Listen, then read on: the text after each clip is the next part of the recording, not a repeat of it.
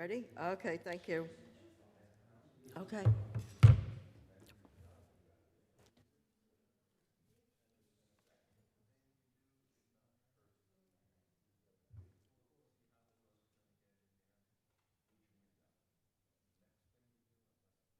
Ed, we're ready.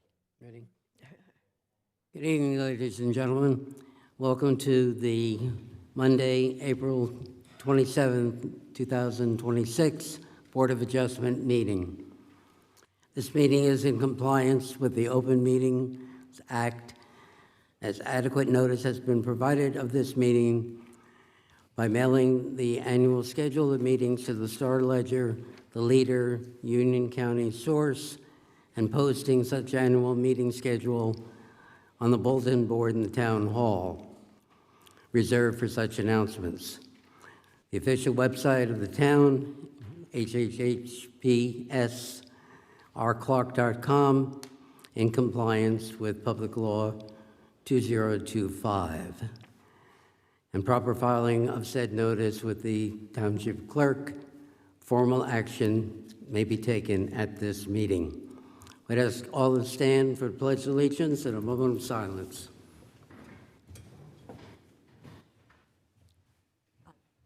Pledge allegiance to the flag of the United States of America and to the republic for which it stands, one nation, under God, indivisible, with liberty and justice for all.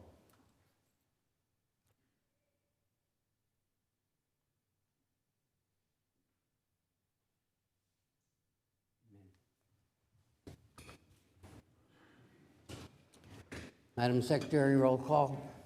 Dante Tignini. Here. Thomas Mead. Here. Douglas Crock. Here.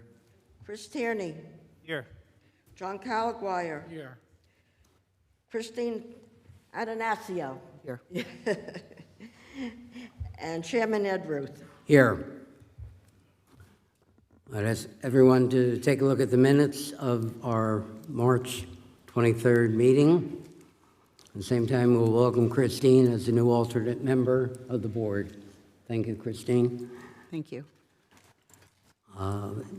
May I have a motion to approve the minutes of our last meeting? Motion to approve. Motion by John Calaguire, second. Second. Second by Dante. All right. Roll call. Vote on the minutes. Voting on the minutes. Oh, okay. All in favor on those minutes? I don't know. You want a voice vote? We can do voice vote. All in favor of approving the minutes for March? Yeah. All in favor, say aye. Aye. Aye. Any opposed? All right. Motion carries. Motion carried. Thank you. All right. Correspondence? Do you have, Kelly, anything? Nothing at this point. All right. We will begin then with calendar 5-26, Hunter Avenue Partners, LLC. This item was discussed at our last meeting, and the vote was carried over until tonight's meeting. So there will be no further testimony or notice required. May I have a motion on this case? Mr. Chairman, it's also appropriate if the board wants to have any kind of discussion, if they want to help them formulate whatever motion they might want to make. Okay. So if the board wants to, the roll call, this was the 330 Westfield Avenue on the corner of Westfield and Emerald. We did have testimony from the applicant's experts as well as from the board engineer and the board planner. The board engineer is here tonight as well, in case the board has any other questions. And I have the memo from the board planner if there is anything else the board wanted to discuss or clarify before somebody makes a motion. All right. Are there any questions from board members before we go to a vote? The variances here were a D5 density variance, 3 lot area variances, 2 lot frontage variances, and they had agreed to make payments in lieu for some of the tree replacement and the sidewalks. If no questions, may I have a motion on this case? I make a motion to accept calendar case number 5-26. Okay, Doug Crock, do I have a second?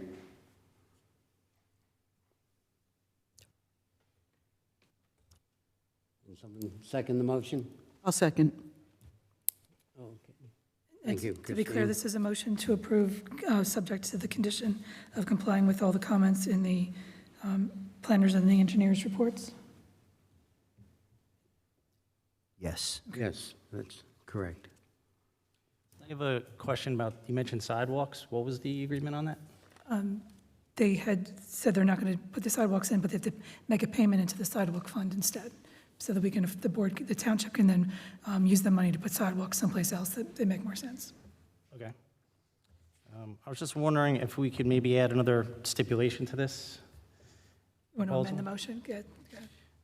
Basically, I know there was a lot of people here last meeting.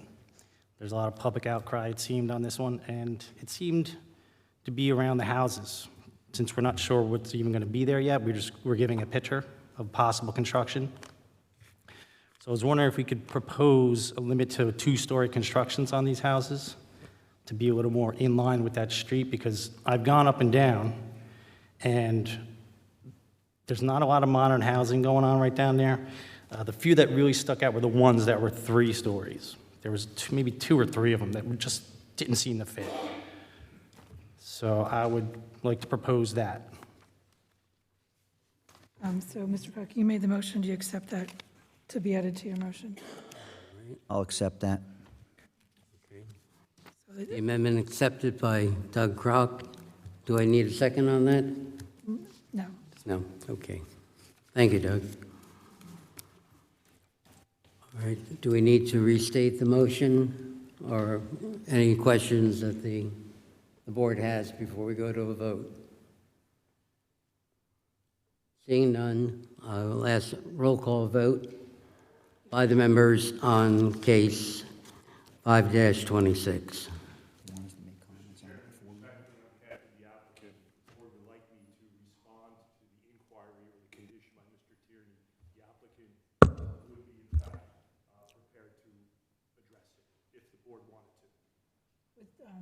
Your motion, would you like to hear from the Sure. applicant on the amendment please. motion?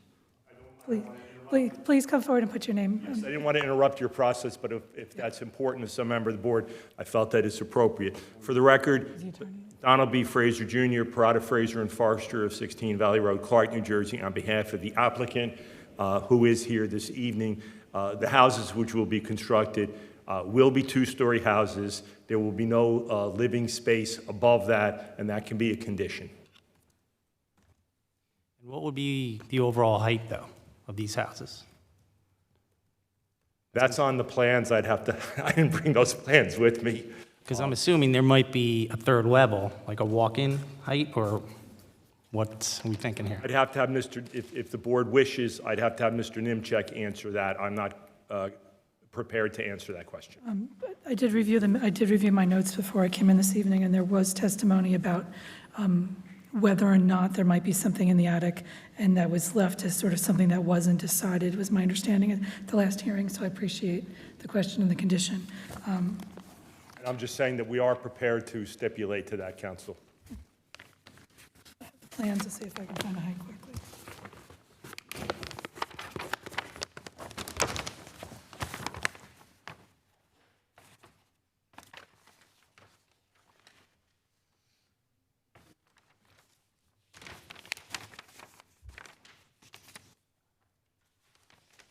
And there was no height variance. sought.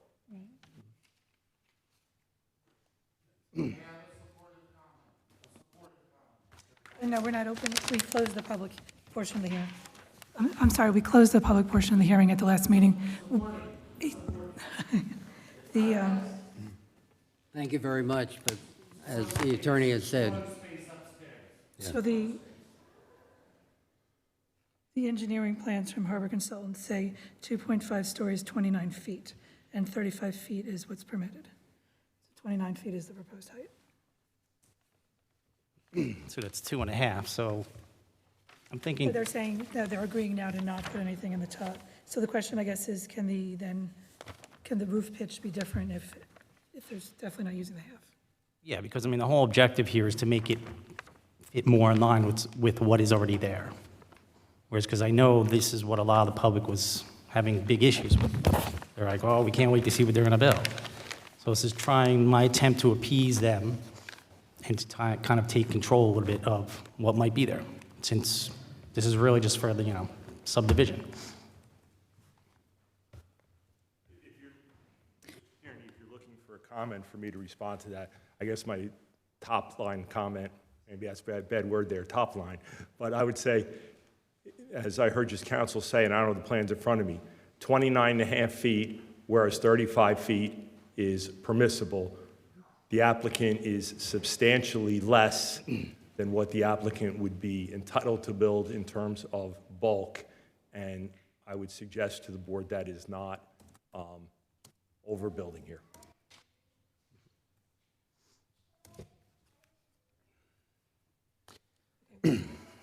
Answer your question? Yeah, I mean, I have a question for the board then. I mean, could we put a height restriction on this?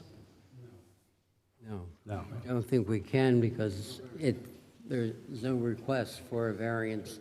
No, I understand that, just as an ask of them, to appease. Right, the issue is to just choose a number, you're not sure what the, Yeah, because, I mean, without we an were here architecture till too, how right? long? I've never seen a turnout like that, and it was all negative. So I'd like to kind of address, Does the public's concern. Does Rich, does the What board's engineer have a thought on whether or not there's a reasonable height condition for a two-story building? My opinion is it's below, it's no variance required for height. Many of the applications we've permitted here are above this level, and I think what Mr. Fraser said here is Look into the mic. correct. It's Talking to the mic. 29 feet. It's 29 feet, and it shouldn't be an issue, is my opinion. Any comment, Rich? My comment would be that any other home in that neighborhood, as it tends to redevelop, can redevelop in accordance with the ordinance height that's already there. So by starting construction at a lower height with a new application, this property could become disadvantaged in the future. If I think in my opinion, the condition, if you so chose, would be to simply say 2 stories of living space with any level above that being limited to storage would be your appropriate comment. And then the applicant has not asked for a height variance, so there's really no discussion on what he can or can't do. The ordinance level allows anyone in that neighborhood to do the same. Except I would note that the applicant is agreeing and committing to build in accordance with the plans that are submitted. So the applicant himself is saying, I'll be under 30 because I'll be at 29 and a half. And I think that Mr. O'Connor's comment is very well taken. As other houses are demolished and rebuilt, a lot of them are going to be built till 35. My client's going to be at 29 and a half. I respectfully don't see the problem. But I appreciate, Mr. Tierney, your concern for the comments which were expressed by the public. Okay. Any other comments from the board members before we vote? And just to be clear, there is a D variance here, so we need 5 affirmative votes in order to pass. Okay, How many? 5. 5 votes, okay. All right. Janet, you want to take a roll call then? Yes, roll call. Janet? Dante Tignini, Yes. Tom Mead, Yes. Douglas Crock, Yes. Chris Tierney, Yes. John Calaguaya, Yes. Christina Nassio, Yes. Chairman Ed Ruth. Yes. Motion is carried. Thank you very much. Thank you very much, Mr. Chairman, members of the board. We appreciate not only the affirmative vote, obviously, but we appreciate the care and attention that the board gave to this matter and the respect shown to both the applicant and the members of the public. Thank you.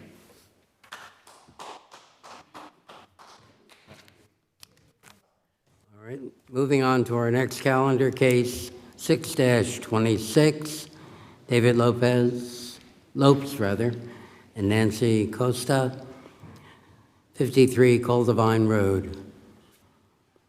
I do have some handouts for the board if you would like to share. Fortunately, I was unaware there would be so many, so I am a little bit limited. Yeah, give them to our secretary. And you want to swear them in, right? Well, while we're handing those out, while we're getting those handed out, why don't you guys get sworn in? You're both going to testify. Raise your right hand. Do you swear or affirm the testimony you're about to give in this matter is the truth, the whole truth, and nothing but the truth? Yes. And just spell you one at a time, speaking into the mic. Spell your name for the record, please. My name is David Lopes, D-A-V-I-D, last name L-O-P-E-S. Okay. My name is Nancy Costa, Nancycosta.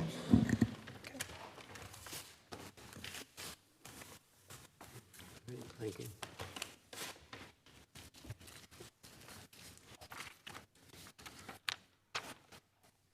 Fair enough.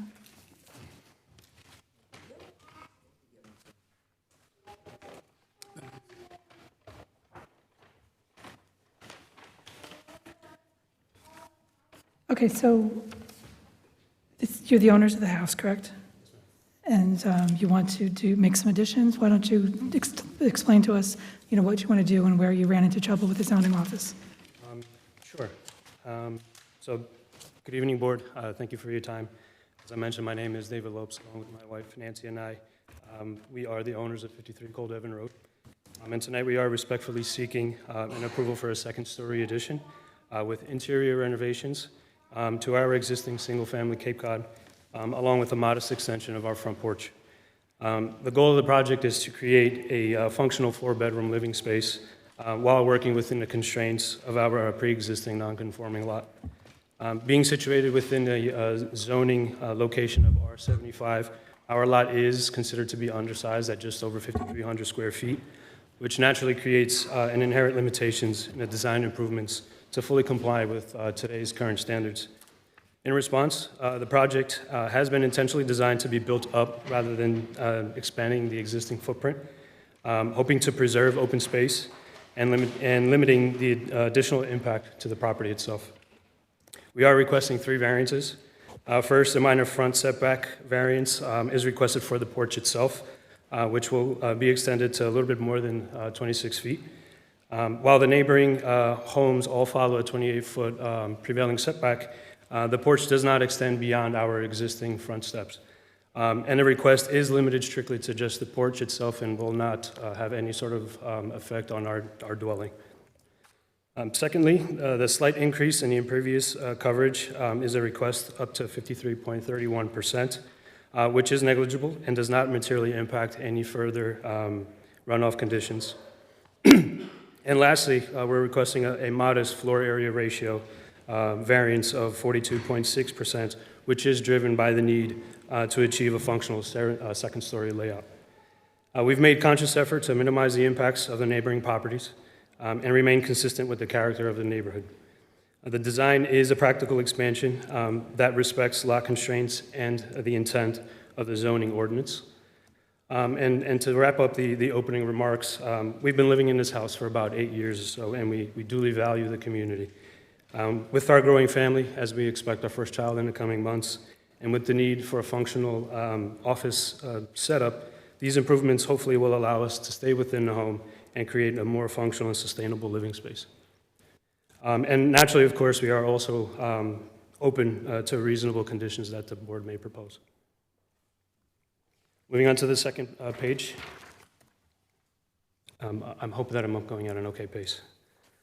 Moving on to the second page is our existing prevailing setbacks.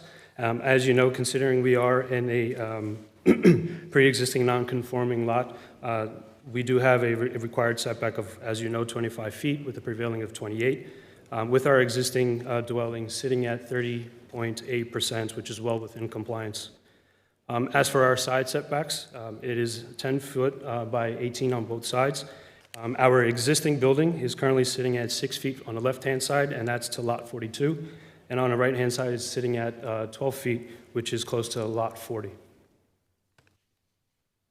Moving on to page 3, you will find... Before you move on, is this just a copy of what was submitted with your application, or are these new documents? Okay. Correct. Yeah, So just some of a the board copy of members, the plans themselves. so some of the board members have these with them in larger format. Okay.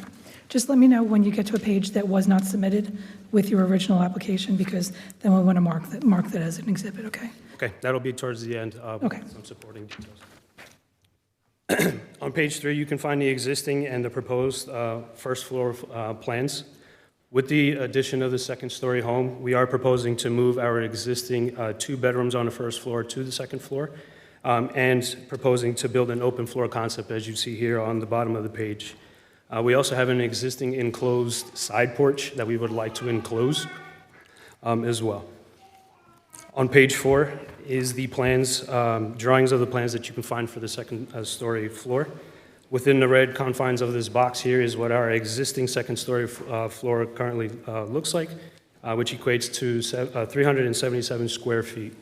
The proposed second-story addition will bring in an additional 777 square feet, totaling just over 1,154 square feet for the second floor.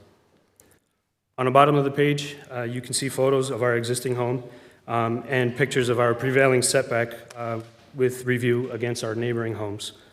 The left-sided picture is our existing side porch that we are requesting to enclose, and you also see a picture from our backyard of the house as well.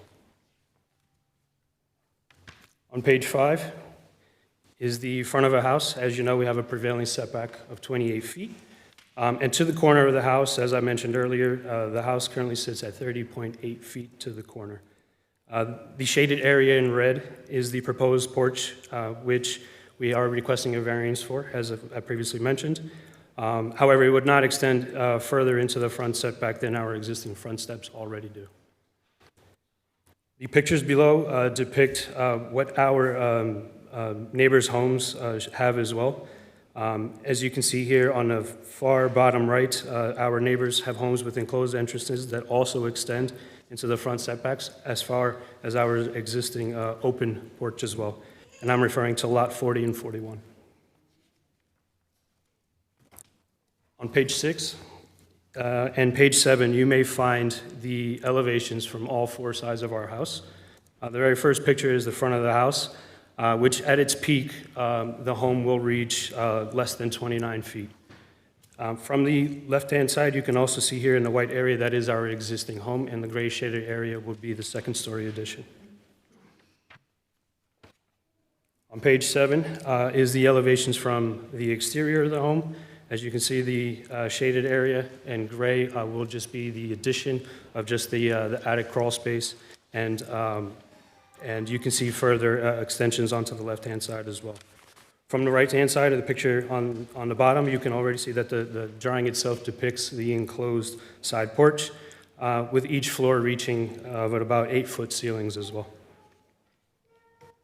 And lastly, from page 8 and beyond are just further supporting examples in how our requests and our variance ordinance that we are requesting approval for further support our belief in which that we are maintaining how the development of our neighborhood has been constructed over the years. So address number 19, and ma'am, I'm sorry, these are the point at which are not part of the existing plans. These are just supporting details of my own. Okay, so page 8, 9, 10, and 11. Fifth or 11. Correct. Called a photo packet, and you're going to describe them. Yes. So the examples that I'm going to be showing are all within the same street or within the adjacent street, and all fall within the zoning district of R75. Address number 19 and 63 both show a perfect example of what we're requesting as our front porch setback. On page 9, you will find address 61 Cold Devon Road, which has a very large second-story addition, as well as a side-to-side front porch, in which we're only requesting half of that. 28 Cold Devon is a very beautiful second-story home as well on the same street. And on page 10 is the or I should say, my favorite two homes within our street, in which we use as examples to build our own specific drawings as well. And that would be 56 Cold Devon and 65 Cold Devon, which are exactly across the street with one another. And then lastly, as I mentioned, in the adjacent streets, 2 Alice Lane and 17 Alice Lanes are also 2 beautifully built second-story homes. And with that, I will open it up to questions from the board.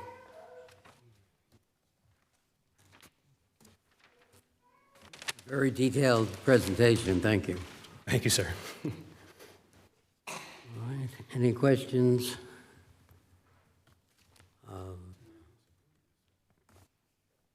Do we have any witnesses for this application? Nobody else? No May one? I recommend, we do have some witnesses of ours You do? on behalf of. All right. To speak on behalf of the application? Okay, one second. So they're to speak in favor of the application. So let's just make sure the board has any questions first. Get those out. They're not fact witnesses, they're, Any questions before we hear from these witnesses? Seeing none, you can call them forward and we'll swear them in. These are very good family friends of ours, which I've also grown up with. They also currently live in Clark as well. raise your right hand. Do you swear or affirm the testimony you're about to give is the truth, the whole truth, and nothing but the truth? I do. Just state and spell your name and give your address, please. Sure. Jessica Rodriguez, Jessica, last name Rodriguez, Rodriguez. And your address? Sorry, we're here with the whole family. I just wanted to advocate for the Sorry, Lopes. could you give us your address? Where do you live? We're in 561 Valley Road, Clark. Thank you. I just wanted to advocate for the family. As they stated, we are close family friends. My husband and I have moved into Clark about 15 years ago. We came up to the board a few years back to do our own house. Dave and Nancy Lopes have worked with us and taken our recommendations on our own experiences. This is a great family in our community, just by personal experience, and just by nature of what they've given back to the community. So I just really wanted to advocate for them. We want to keep them in town. Both Nancy and Dave have been helping out my husband and I in a large program that we're operating through the Rec Center for Kids. There's about 65 kids involved in the program that we're working on currently. And they've just been heavily involved through many programs throughout the years with the community. We do want to keep them in town, and like I said, I just wanted to advocate. It's a very good family. And they moved into town many years ago with the intention on staying because of the nature of Clark and the family setting that it provides. And now with their growing family, I think it's more of a crucial time for them to really analyze the house that they're living in with the intention that they were always going to expand. And really getting to let them have that expansion that they were looking for. I know they've seen many houses on their block doing the same. We've done our own in our own home by nature of that third child that you're seeing running around here. So, you know, those families that really are giving back to the community, we are looking to have them stay in town and really give back and see the young generation kind of thrive in Clark. So that was just my petition to have them, you know, the board really consider their application. Thank you. Thank you. Any other witnesses in Do have one. supporting your On application? behalf, no. Our next door neighbor, 55 Cold Devon Road, John, is also willing. I swear you in. Do you swear or affirm the testimony you're about to give in this matter is the truth, the whole truth, and nothing but the truth? Okay, and you give your name and spell it and your address, please. Yeah, John, Jon, last name Milne, Milne, 55 Coldevin Road, Clark, New Jersey. Thank you. Go ahead. So on behalf of my wife and I, we live next door to David and Nancy. We've only been in the town for about 7 months now, but great neighbors, huge supporter of the business case that they've put together today. Would love to see the street thrive, and you know, as David mentioned, there's a lot of other homes on our street that have had the approval to do renovations of this scale. So as the next door neighbor, we'd love to kind of support them and adding value to Coldevin Road. Thank you very much. Thank you. Thank you.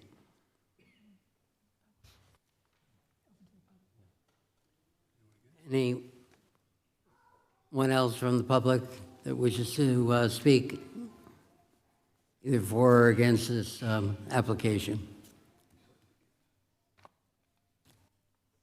Seeing no one, Tom, you have a question, or? No. Okay. Seeing no one, less than for a closing statement from you, sir, regarding your application. I think he was very thorough, probably doesn't need a closing Probably you statement. don't need it. I have to agree, you were very thorough in your presentation. I was prepared to review the variances, given that you don't have any professionals, but I think you covered it. Does the board want me to go through it one time, or you're good? I think we're good. Okay. Any questions Any motions? on the variances that are being asked? In which case, I'll call for a motion on this particular case. Motion and second by Tom Mead. All right, voice call, voice vote, rather. Madam Mark Secretary. Hayden. Yes. Dante Technini. Yes. Thomas Mead. Yes. Douglas Crock. Yes. Chris Tierney. Yes. John Calaguire. Yes. And Chairman Ed Ruth. Yes. So your application is approved. At our next meeting, we'll have a written resolution, and then you'll be able to pick that up afterwards, and then you can go to the building department, okay? So it's going to be one more month until you get the paperwork. Fantastic. I do have one question, if you don't mind. What is the standard approval time frame to be able to start construction? You can talk to Jen, you can talk to the building department afterwards, yeah. So first you need to get the written resolution from us, then you take that to the building department. I don't know where you are in your permit submission process, or how much needs to be changed or fixed. So this is step one, and it's going to be 1 month until you get our papers, and then you go to the next step, okay? Thank you. Thank you, board members, for your time, and we appreciate it very much. Thank you. Good job.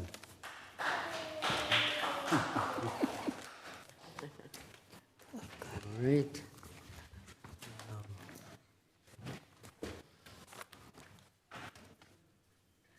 Our next item on our agenda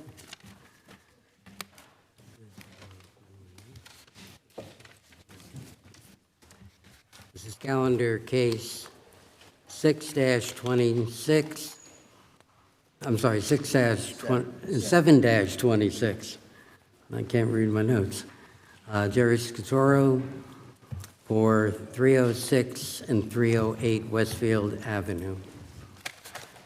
And before you start, Mr. Attorney, I just have one statement. Before we begin these discussions on this application, in the spirit of full disclosure and transparency, I had considered recusing myself from these discussions because of an over 20-year friendship with the applicant, both professionally and personally. However, further reflection and thought about this, that I might be abrogating my duty as chairman if I did not sit and hear this case. I feel I can professionally evaluate the case as I have other cases and that have been presented to this board. However, if the attorney or the applicant have any reason I shouldn't sit and listen to the case and vote on it. Yeah, the applicant has no objection. No objection. Okay, thank you. And I can talk to this, though, this only if I... That's separate. You could talk on that one, you could This is talk into just the if mic, I, either like an one. idiot, start walking around? Yeah, I see, talking to the mic. I'll try to be stationary. Good evening, Mr. Chairman, members of the board. Again, my name is Donald B. Fraser, Jr. I'm with the law firm of Parada, Fraser, and Forrester at 16 Valley Road here in Clark. It's my pleasure this evening and my privilege to represent your applicant, Jerry Scaturo. We're here on an application to build 4 townhouses in the townhouse zone across the street at, 306 and 308 Westfield Avenue. I'm a little nervous coming before the board, having watched a pro se applicant do as fine a job as that gentleman in front of me just did. So I got a client here who's paying me to be here, and if I don't do as well as the gentleman who was here in front of me, I'm sure I'm going to hear it from Mr. Scaturo. But with that having been said, and with the board's pleasure, I'd like to just dive right in with testimony, and my first witness is, in fact, Jerry Scaturo. Let's get you sworn in if you come by the microphone. And I'm going to try to use this.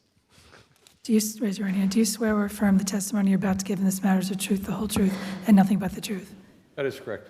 And state and spell your name for the record, please, and give your address. Jerry Scaturo, 135 Hillcrest Drive, Clark, New Jersey. Thank you. Is that spelled out, Jerry? Scaturo. All right. And Jerry, you're the owner of the property on Westfield Avenue that is the subject of this application? That's correct. All right. Why don't you introduce yourself to the board? My name's Jerry Scaturo. We got past that. I'm a longtime resident of Clark. My parents bought houses here in 1960. I went to Clark schools, so I've seen the landscape change. The town has changed over many years, and I love to have I'm very proud of the town, and glad to be here, raise my children here, and still live here. Okay. And Jerry, the application was brought and filed in the name of yourself and Lisa Scaturo. At this point in time, Lisa Scaturo is not part of the application. That's because she's recently deceased, correct? That is correct, yes. And as a result of her passing, you're now the sole owner of the property, which is the subject matter of this application, correct? That is correct. All right, and just very briefly, in layman's terms, tell the board what it is that you want to do. So, after the township did their the master plan, I saw that there was it was a townhouse zone and residential zone.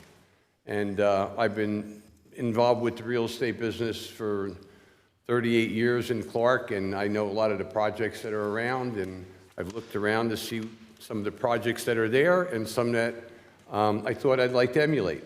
So I did see the project on the corner of Raritan and Walter. There's 4 townhomes there. I liked them very much, and I thought that might be a nice project. I discussed that with my architect and my engineer, and that's how we came up with this current plan. And I thought it would be a very nice project, and it would look beautiful in that location. And just, again, generally in kind of summary fashion, what you're seeking here to do is to construct 4 townhouses that would be in 2 separate buildings of 2 townhouses each. Is that correct? That is correct. All right. And it would all be under one common ownership on one lot, correct? Correct. All right. I have nothing further for Mr. Scaturo at this time. Any questions of the applicant from the board? Yes, could you please just explain that last comment? One common ownership on one lot? It looks like I would assume there's going to be 4 units with 4 ownerships. Well, did I misunderstand something? It's all one lot. There's not going to be 4 subdivided out lots. It'll end up being 4 units, I would imagine, or expect it'll be ultimately some form of condominium ownership. Okay.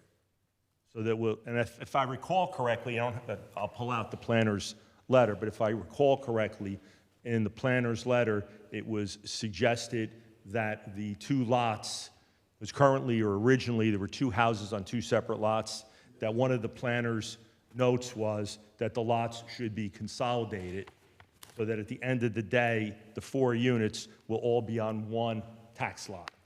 And the applicant is in accord that that would be appropriate. We kind of always planned on that, but the town planner made it a note, and my response is yes, it's appropriate. Mr. Fraser, while you're talking about the planning report, it also calls them 2 duplexes. I believe that technically the definition of townhouses in our ordinance is 3 units connected. So I mean, technically, these are just... I hear you. Technically, they're two duplexes, and technically that's a use variance. I appreciate that, and that's why we have notice for that variance, and it was after I received the planner's letter and after we had the DRC meeting with the planner and with Mr. O'Connor that issue came into focus for me because I was originally not aware of that provision of the township zoning ordinance. But yes, variance relief is required for the townhouse units to be in 2 separate buildings of 2 units each, as opposed to, say, one longer unit where you had all 4 units in the same building. I just want to make sure we have it on the record. Thank you. We were going to be addressing that with our, our engineering and planning testimony council, but yes, it's, that has been driven home to us. All right. Just because we're using the word townhouse, and technically in our ordinance, it's not. I'm fine if you use the word townhouse going forward, as long as we understand technically they're duplexes, and then we can let the planner deal with it. That's fine. If I slip and I say townhouses, That's what I'm saying, fine, as long as, it's fine, as long as this we is know. what we want to do. Okay, I think they're townhouses. I've been calling them townhouses, but I appreciate the definition of townhouse as the nomenclature is set forth in the Clark zoning ordinance, and Ms. Carey is quite correct. Getting back to Tom's question, the individual units will be owned by the people living there, or, Jerry, will you maintain the ownership of the buildings? The contemplation is that there will be an application made under the State Condominium Act, which I'm in no way an expert in, but to, that the ownership of the 4 units will ultimately be a condominium form of ownership, as opposed to like one person owning them and renting them out. Does that respond to your question, Mr. Ruth? Yes, it does. Thank you. All right, then if nobody else has, or if nobody has any questions for Mr. Scatoro, I would call Mr. Gallerano, Anthony Gallerano, who is the engineer and planner on the project. Just one additional question. A street is going to have to be put in front of the condominiums in order to gain access from Westfield Avenue? Did you say a street, Mr. Ruth? A street or some sort of... Whether it's a street or legally a driveway is an interesting question, but that and those other aspects of the site plan are something that I would have Mr. Gallerano testify to. Okay. And certainly, great question. Yeah. And I think I know the answer, but I'd rather have the expert and somebody under oath answer it rather than just give you what I think the answer is. Okay, may I call Mr. Gallerano? Yes. I call Anthony Gallerano. You need to swear him in again? Do you swear or affirm the testimony you're about to give in this matter is the truth, the whole truth, and nothing but the truth? I do. Okay, and Mr. give your Galler- name. Yeah. Mr. Gallerano, you testified last month in connection with the Hunter Avenue project, which, if my recollection serves, you were qualified before this board as at least an expert in the field of engineering, and I think also an expert in the field of planning. I intend to proffer you as an expert in both of those fields. Can you give the board the benefit of your qualifications? Sure. I hold a Bachelor of Science degree in civil engineering from New Jersey Institute of Technology. Graduated in 1984. I've been licensed as both a professional engineer, professional planner since 1988. I have testified throughout the state of New Jersey for numerous boards. I also provide... I'm sorry, you got to get a little closer to the mic. If you're not hearing feedback, nobody's hearing you. Okay. There, thank you. Yeah, I also provide services, consulting services in planning and engineering to various municipalities and zoning board and planning boards. And again, I have testified here 2 months ago on the previous application. And are your licenses as both a professional engineer and a professional planner current and in good standing? Yes, they are. Mr. Chairman, I tender Mr. Gallerano as an expert in the field of engineering and planning. He's acceptable. Thank you. Mr. Gallerano, can you take us through the site plan? Sure. Attempting to bring up this is an aerial exhibit. I just wanted to start with, this was not submitted with the application, so I would assume we'd have to mark this. This is A1, aerial exhibit. And what does A1 depict? So this is identifies aerial exhibit for 306, 308 Westfield Avenue, dated April 27th, 2026. I know everybody is, I'm sure everybody is obviously familiar with the location. I just wanted to point out that These are two existing single-family dwellings. These are actually the last two lots before you get to the bridge overpass over the Garden State Parkway, and of course, obviously, right across the street from the library. What the applicant is looking to do, obviously, is to... Get closer to the mic, please. Sorry, again, what applicant is looking to do is to demolish all of these, improvements that are currently on the property. And just, Mr. Gallerano, just from looking at the plan that you have on the visual overhead, we see the Garden State Parkway on the right, or I guess that's sort of to the southeast of the property, correct? That's correct. And is it correct that that the two properties which are the subject matter of this application, there's nothing else between them and the parkway, right? Correct. So the application that you're going to take us through is ultimately backing up to the parkway, for lack of a better term. Fair to say? Correct. Okay, please continue. Sure. So I'm going to exit out of this, going to bring up our site plan, and this is the plan that was submitted with the application. This has not been altered at all, so it is exactly what was submitted with the application. And I'm going to zoom in on the cover sheet, and the two properties, as the attorney pointed out, they are located in the RTH residential townhouse zone. This zone encompasses 4 lots, lots 27, 28, 29, and 30. Our lots in question are lots 29 and 30, again, abutting the Garden State Parkway. The total combined area, 19,954 square feet, or 0.458 acres. The intention is to consolidate these lots, create one lot for which to construct the 4 proposed townhouses. Just scrolling down, this is sheet number 2. Just a second before you leave that. You look at the plan, and it's just worthy of note, I think, because we were here last month with Hunter Avenue.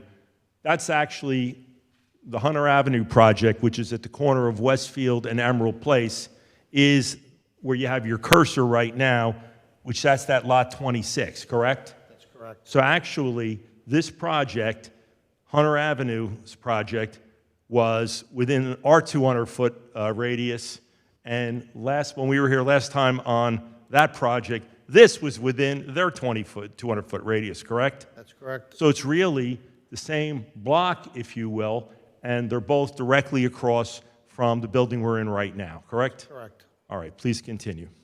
Sure. So I'm going to scroll down to sheet number 2. On the left side of the sheet are the existing conditions plan. Basically, you can see the 2 existing dwellings. Lot number 30 also has a detached garage at the back. The lot is essentially rectangular. It does have this skew on the southeast side along the Garden State Parkway, so it makes it slightly irregular. Takes away from being a perfect rectangle. So with that, scrolling over to the right side of the sheet, this depicts the proposed conditions, and what the applicant is looking to do is to create 2 unit buildings, which we're calling townhouses. We know that the definition of a townhouse in the township is 3 to 10 units, so we know that we're not meeting that, so that technically does create a variance. However, when we looked at this application and we sat down with Jerry trying to figure out what's the best configuration, we obviously had 2 options, right? We could have had a 4-unit building, or we could have 2 2-unit buildings. I mean, those are really the only 2 options here, other than have a 3-unit building and a 1-unit building, which would obviously make any sense. And my recommendation was to do this configuration because the This creates more desirable units. Basically, essentially, every unit is an end unit. And what that does, that gives you more air and light space for each unit. So each unit would have windows, be able to have windows on all three sides, where if this was a 4-unit building, the 2 interior units would only be able to have windows on the front and the rear. So we felt that this was not only better from an air and light standpoint, it kind of cuts the massing of the building. You split the building into 2 rather than have the one large building. I believe that this was a better configuration, even though, again, it did require a variance, and we'll get into the justification for the variance a little bit later, but that was the reason why we decided that collectively, again, with Jerry, the architect, and the team, that this would be the better configuration. Each unit is going to be 3 stories, 3 bedrooms. Each will have a 2-car garage and a 2-car driveway.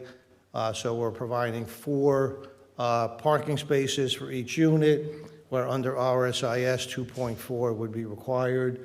When you say 4 spaces, that's 2 inside the garage and 2 in the driveway? Correct, 2 driveway, 2. For each unit?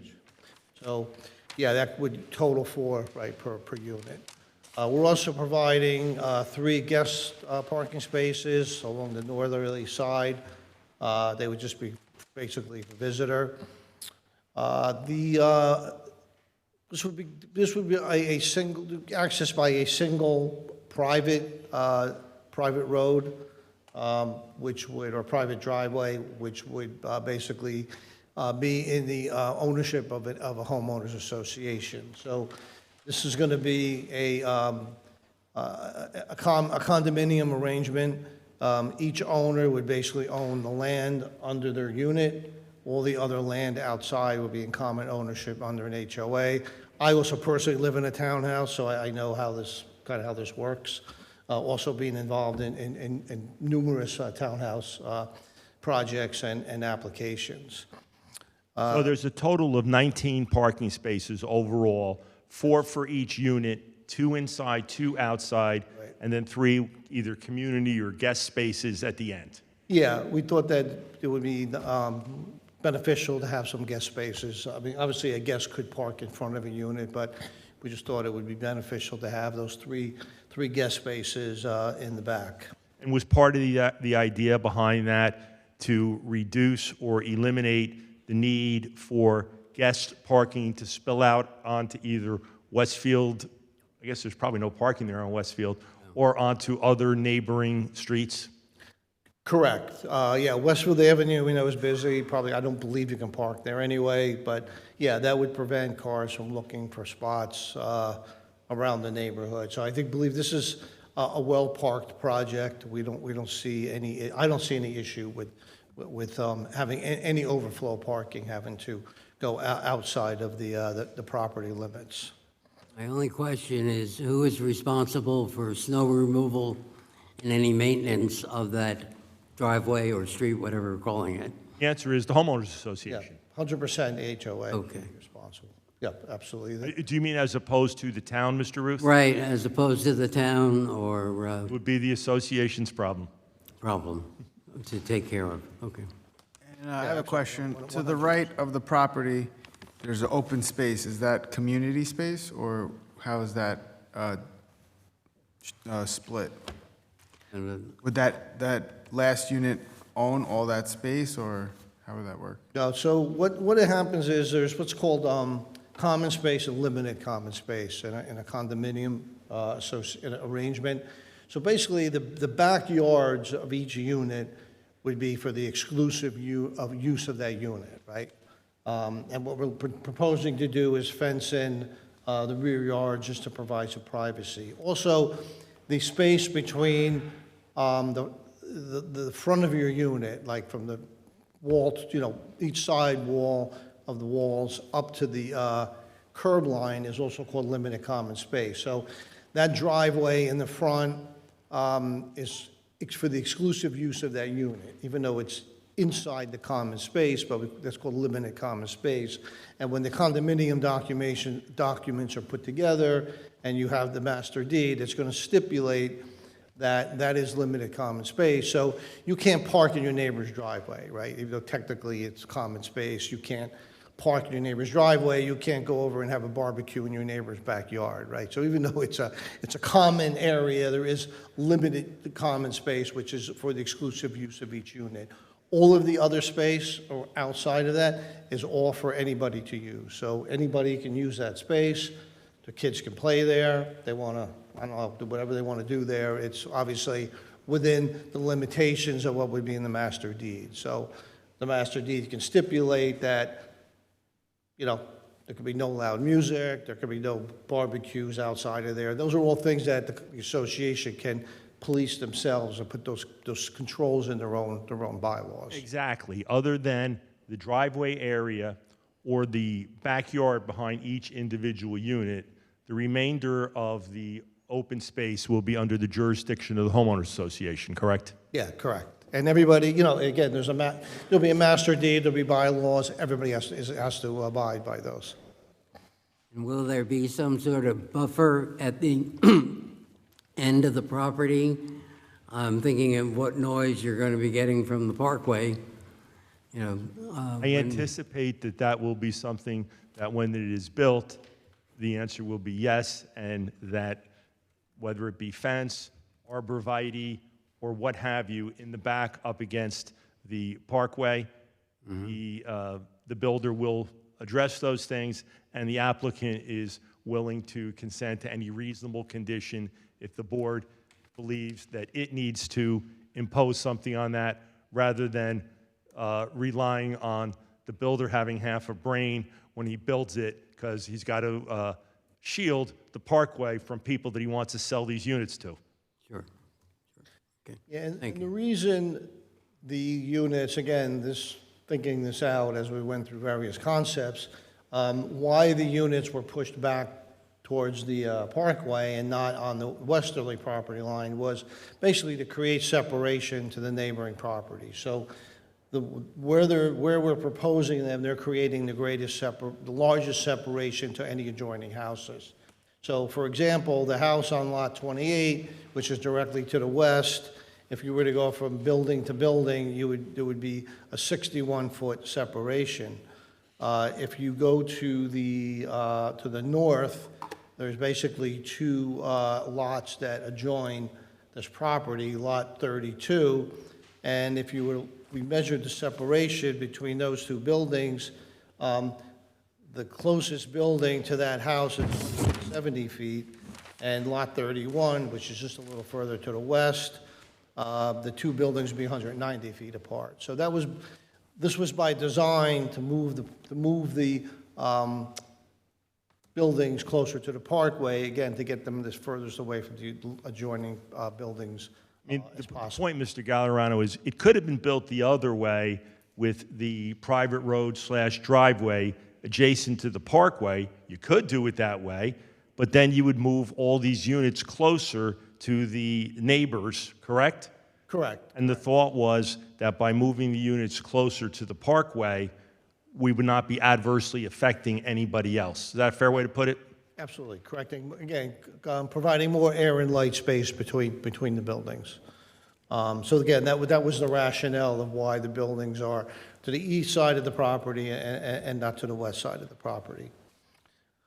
So we're also, just scroll down to the next sheet, this is our lighting and landscaping plan. So the idea is to screen the parking lot with evergreen shrubs. We have rhododendrons along the easterly property line. I believe there's a desire to change those to arborvitaes. So we would proposing to kind of make that change on the fly here, where instead of having rhododendrons on the easterly property line, we would have arborvitaes. And that was at the request of a neighbor, correct? Correct. That was between a conversation between Jerry and the neighbor. Okay, and the applicant here was acceding to the neighbor's preference for arborvitae over rhododendron? Absolutely. I mean, that was the rhododendrons, it was just a design preference to how we did it, but we have no objection to changing our plan and providing the arborvitae's. Okay, please continue. Yeah, so we're providing lighting for the parking lot. We are going to zero out all of the lights at the property line, so there's no spillage of lighting onto any of the adjoining property lines. We also zeroed it out at the Parkway property line because that's what the ordinance says we have to do, but I don't think we're going to be intrusive to the Parkway. I'm going to scroll to the left of the same sheet, and this is our grading and drainage plan. We're providing an underground detention system under the driveway. We're going to capture the runoff from the site. That's going to be detained, and that's going to be released in a reduced runoff. So for the 2, 10, 100-year storms, our runoff will be reduced to what's that of current conditions. We've also graded the property so that we don't have any runoff going on to any adjoining properties. So with that, and we are going to be replacing, we are removing one tree from the property. So in accordance with the tree replacement ordinance, we're replacing this with 4 additional shade trees. We have 1 up in the front, 3 in the rear, and again, that is our resolution to comply with the tree replacement ordinance. And then lastly, I just do have one other exhibit. It's a color exhibit. It just kind of puts it in perspective of just the different coverages. You can see the. I'm sorry, this is a new exhibit? Oh, I'm sorry, yeah, this was not submitted. It's going to be A2 because the colored one was not turned in, right? Yes, correct. I apologize. This was not submitted with the application. So, again, the gray you see is the driveway. The green, obviously, is the grass and the landscaped area, and the amber orange are the units. And again, just kind of give you a perspective of just how the different coverages relate to each other. With that, I have no other direct testimony on the engineering and site portion. I believe We're still going to provide some testimony on variances. we will. I believe the architect is going to speak next, and then I'll come back and go through the planning. My suggestion, Mr. Chairman, is we've not concluded the engineering portion. I'm going to bring back Mr. Gallerano to provide planning testimony, but in terms of the sequencing of my testimony or my presentation, I'm going to tender Mr. Gallerano as the witness on engineering right now. Then after we finish the engineering, I'm going to do the architecture, and then I'm going to bounce back to Mr. Gallerano for the planning, if that's acceptable to the board. Any objection? We proceed that way? Fine. All right, so then I tender Mr. Gallerano on the engineering issues. Does any board members have any questions of what has been? Rich? Actually, I have one question. Is there going to be any signage planned for what's facing the Parkway? For what's facing the Parkway? Yeah, on the back side. Are there going to be signs facing the Parkway? Any signage, yeah, any. Yeah. The answer is no. Okay, thank you. Unless you want to put up one that says, call Parada, Fraser, and Forrester, top Clark attorneys. On the sidewalk. Just an idea. It was or just an Westfield idea. Avenue, is it going to be fence or is it going to be open? Or is it going to be brush? The only fence is going to be in the rear of the units, just to create privacy in the back. There'll be landscaping, around the parking lot, but the only fencing was proposed is going to be along the back of the units.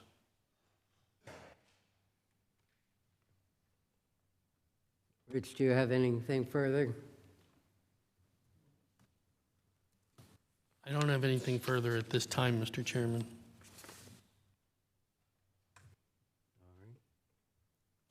You may proceed then with. I suggest, Mr. Chair, hold on. I suggest, Mr. Chairman, that Mr. Gallerano should be tendered to members of the public who may want to question him. Any, Open to the public. Anybody who wants to ask a question about the engineering testimony, come forward and give your name and be.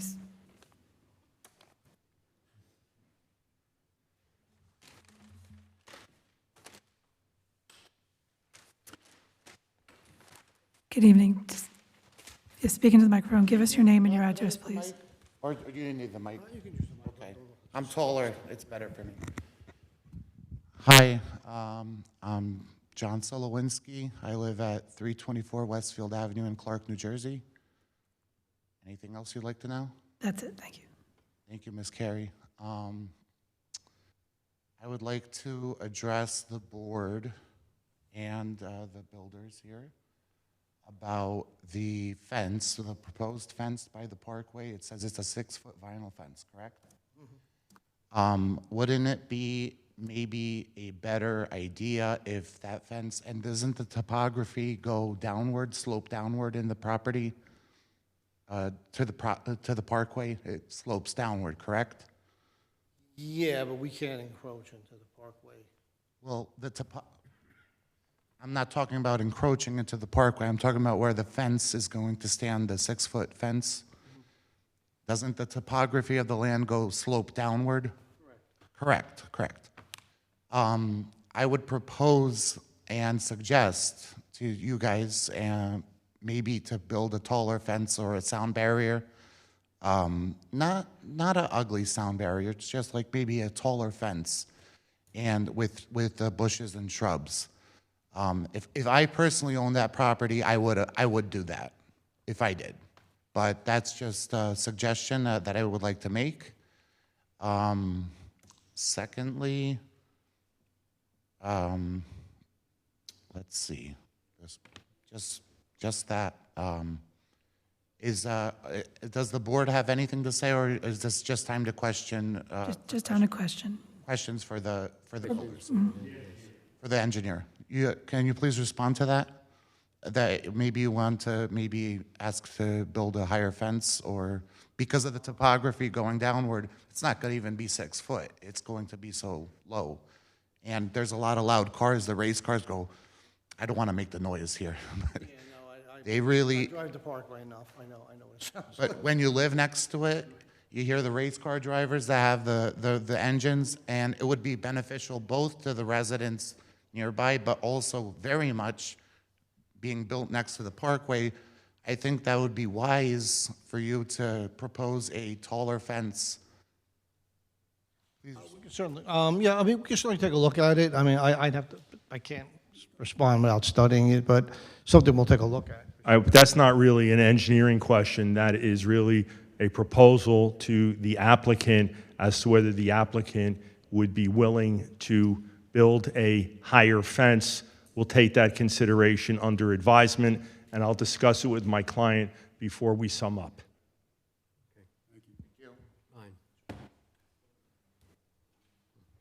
any other questions from the board before? One more. Oh, thank you, sir. State your name for the record and your address. Robert Cunningham, 314 Westfield Avenue. I'm the adjacent owner. I'm along with my wife, of course. I looked at the plans at the town hall. I just didn't understand the lighting plan. What kind of lighting? I see a bunch of dots on your thing. I didn't understand what that was. Like, Yeah, so what you see on the plan, these are what they call the foot candle values, right? So what the idea is that they zero out at the property line. So they light up the property, but the ordinance requires that they not spill over onto the property. So they're designed to provide lighting in the parking lot, but at the property line, the foot candle values zero out. what kind of lighting? Is that like they're on poles or they're coming off? Yeah, the door? it's a combination. It's LED lighting. I mean, everything today is LED lighting. Yeah, so they'll be on. Get the height of the poles. I'm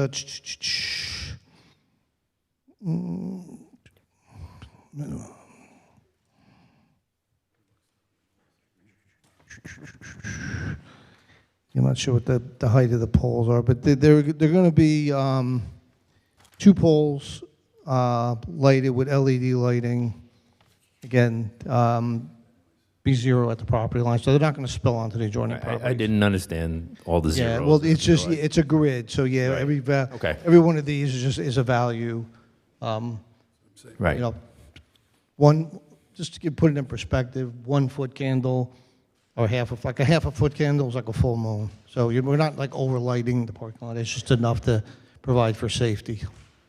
Okay, and since we're on the landscaping part, there's the trees that are being removed. I think there were ones that are staying. Which ones are, can you show me which ones? There's two big signs on, basically on the property line. I'm sorry, signs, trees. Yeah, so the trees along the property line are going to stay. Yeah, there's one tree like right in the middle that's the one that's going to be removed. Yeah, they'll stay. That's the idea. And there's no issue with, I assume that's a fire lane, would be the accessible. How wide is that driveway? What's it again? How wide is the driveway? 20 foot. Okay. Yeah, 20 is fire code. Yeah. Thank you. You're welcome. So with respect to the lighting, do we comply in all respects with the township ordinance? Yes, we do.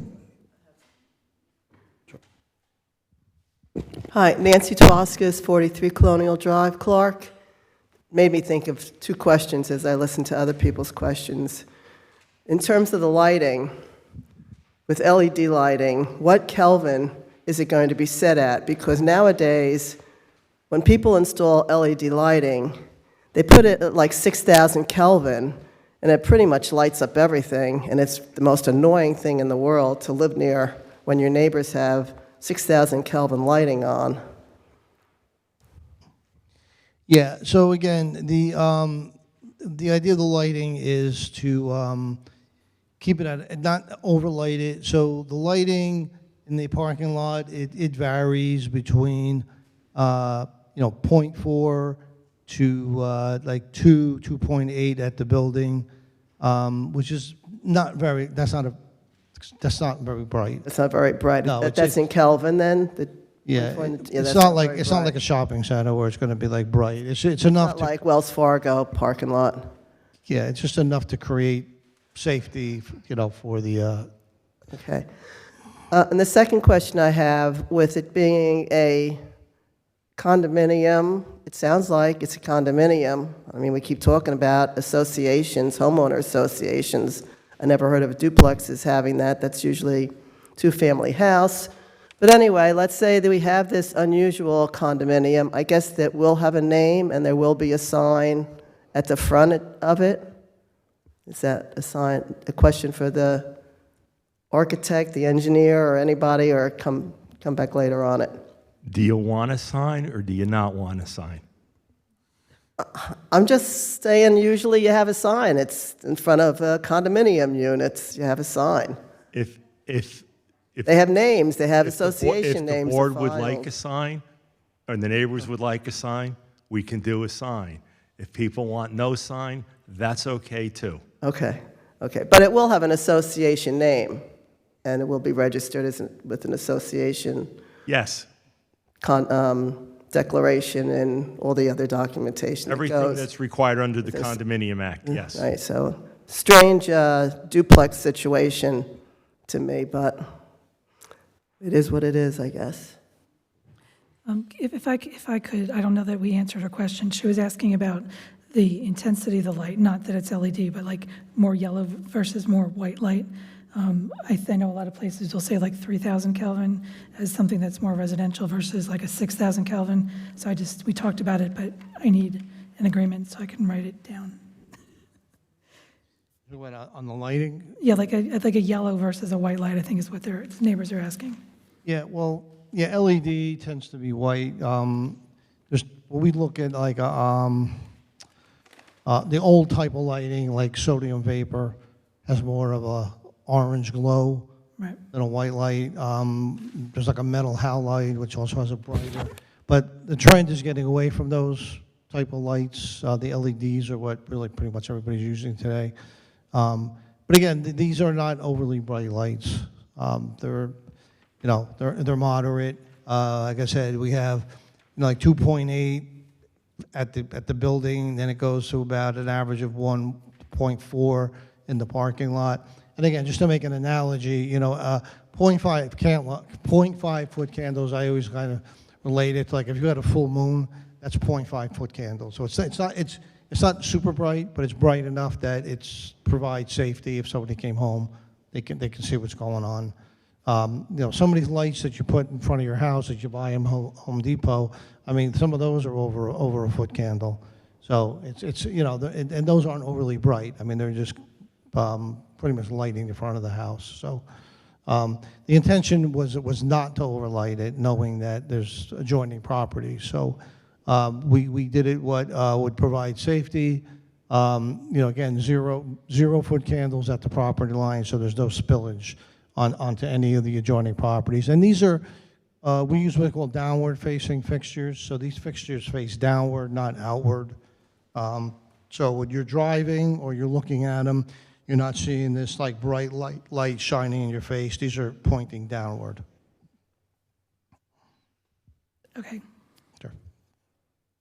Mr. Gallerano, just to clear up what Mr. Frazier was talking about, you made no application for a sign as part of this application, so there is no application for a sign variance. And if the applicant chose to construct a sign, they would have to comply with the ordinance standards or come back to the board to seek an approval for a sign variance. Well stated.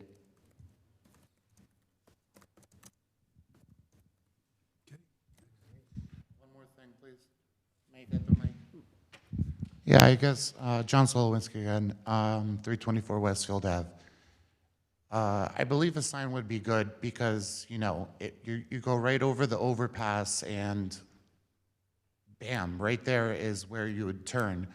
For Amazon drivers, UPS, so on and so forth, I think a sign would be good, so I would consider making a sign or a private drive, with a name, either private drive or, you may name it after yourself or your wife. God bless her, okay? May she rest in peace, okay? And all I wanted to say was, with the lighting, we were just at Floor and Decor the other day with my wife because we were looking at renovating the bathroom in our house. And on one side, you have all the lighting fixtures for like over your vanity, your medicine cabinet, and they're all those bright lights, and I hate them. I hate them with a passion. On the left were all of the orange glowing lights, the ones we grew up with, and we paid way less for lighting those light bulbs way back when, but that's another story.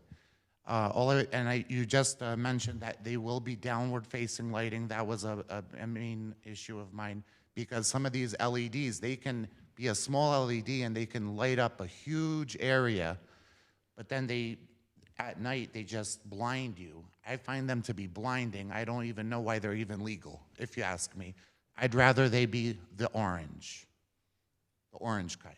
You're talking about like the sodium vapor. I mean, we can look into they're really outdated. I mean, even PSE&G is getting away from sodium vapor lights. But certainly I can consult with my client about that. And just to go back to your point about the street, even though the street is private, it still has a name. It'll still have a street sign. Yeah. So when you drive by that street, it's going to be, whatever, ABC Court. It's going to have a street name. When you drive by, you wouldn't know it was a private road. These will have house numbers. So mail, deliveries, they're going to have a very specific address, just like on any other house. Yeah, that's not a problem, just as long as, when people have their guests come over, it's not a problem to me, it's just for the public. Yeah, I know. I mean, I know you're saying, some developments put signs, they have it like, whatever, Clark Estates, but that's optional, that's not required. The street will have a name. It'll have a name, and these will have house numbers, just like any other house. So mail, UPS, FedEx, when they put it in their GPS, it's going to take them to that house. Mr. Mark Hayden, Mark Hayden? Oh, no, the next gentleman. I'm sorry, I don't see your name tag. Oh, Mr. O'Connell. I can't forget you. They fixed the water problem, thank you. I called American Water like 20 times. That's all? That's all. Yeah. That's all, folks. Looney Tunes is over. Any questions from the board of, pardon? Hopefully you do have, There's another lady. please come forward. Delia Collins, 72 Georgia Street, Clark. I'm sorry, can you say your name again? Into the microphone, Into the microphone. Can you say your name again? Thank you. Delia Collins. Thank you. 72 Georgia Street, Clark. I travel Westfield Avenue frequently, going over the Parkway towards ALJ. There's a curve before you enter the area, like in front of the library. Will you be approaching the county to put any type of driveway sign saying driveways ahead? Because at 3 o'clock, at 2:30, it's backed up with parents picking up their children at the high school, and the traffic light on Emerald Place. It's going to be congested, and you're going to have people that are not familiar that all this is happening there. And a lot of towns where there's homes after a curve, they'll say private driveway or driveway ahead. Will there be any approachment to the county to put up any kind of warning sign saying that there's a driveway ahead? There is a sign there. Oh, there is?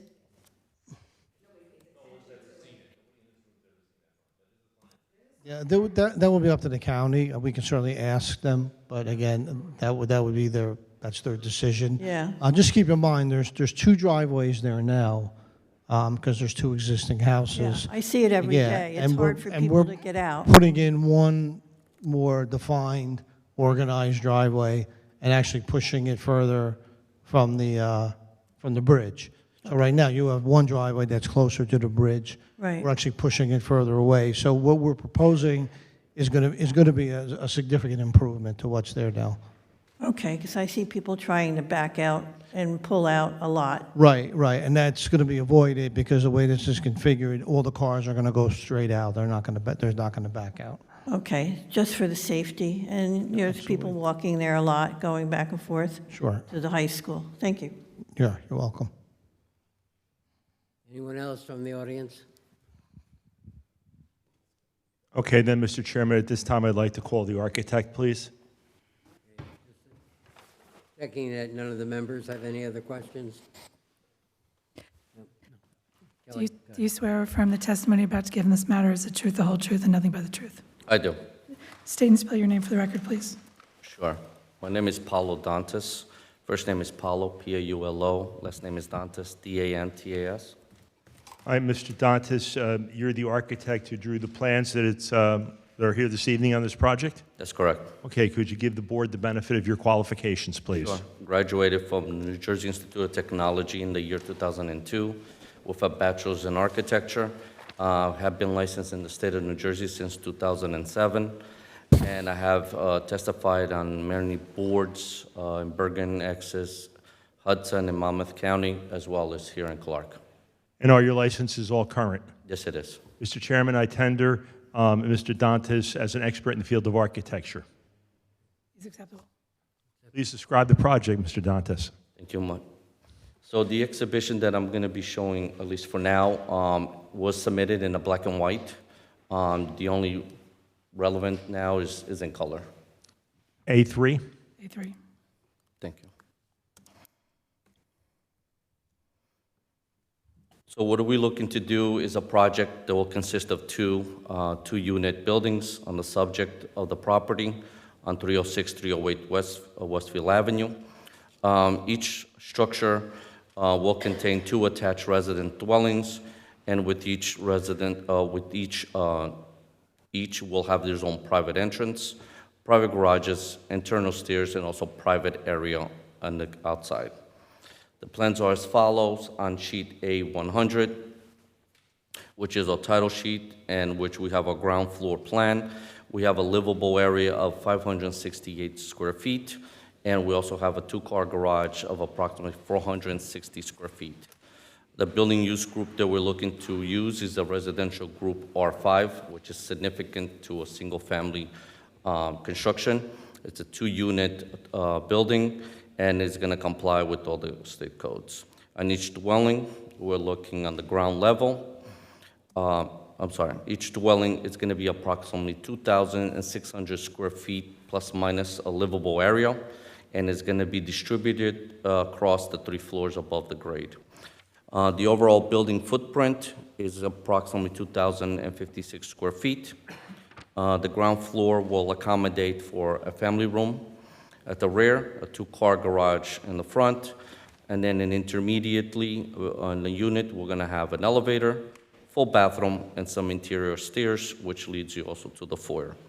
Just 1 second. You said an elevator. Will each one of the 4 units have a private elevator that serves only that unit? Yes, it will. So each elevator will serve that unit itself, and it will have accessibility to the 3 levels. And was part of the idea behind that to make the unit accessible from a handicap standpoint, and also to enable owners or users of these units to age in place? That's correct. So we look at these, have been more common lately. What we're looking is some people do not want to leave their towns, and then what we do to accommodate is provide an elevator, which will then give accessibility to all the levels and allows them to grow as they please at what age. Thank you. The utilities and mechanicals and the storage needs will also be located within the ground floor. Currently, we haven't done no closet, but we still have to go through the elements of the utilities that we're going to propose. The main entrance of each unit is going to be provided at the front, with the exception of what we call Unit B. Unit B is the furthest unit located close to Westfield Avenue, and that particular unit will have a side entrance located, and also will be provided more decorative or consistency with what the front of the facades are. Let's stay with that point for just a second. I'm looking at sheet A100. Could you direct the board's attention to what you're talking about on this Unit B? Sure. So what we're looking at is the other 3 units will have an entrance from the front. On the Unit B, which is closest to Westfield Ave, we'll have a side entrance here. And as you can see from the rendering, we'll have the entrance on the side, and then also the implementation of the side elevation being complementary also with the front where the garages are. And was the purpose of that, well, that was a change from the original plan, That's isn't correct. it, Mr. Donatis?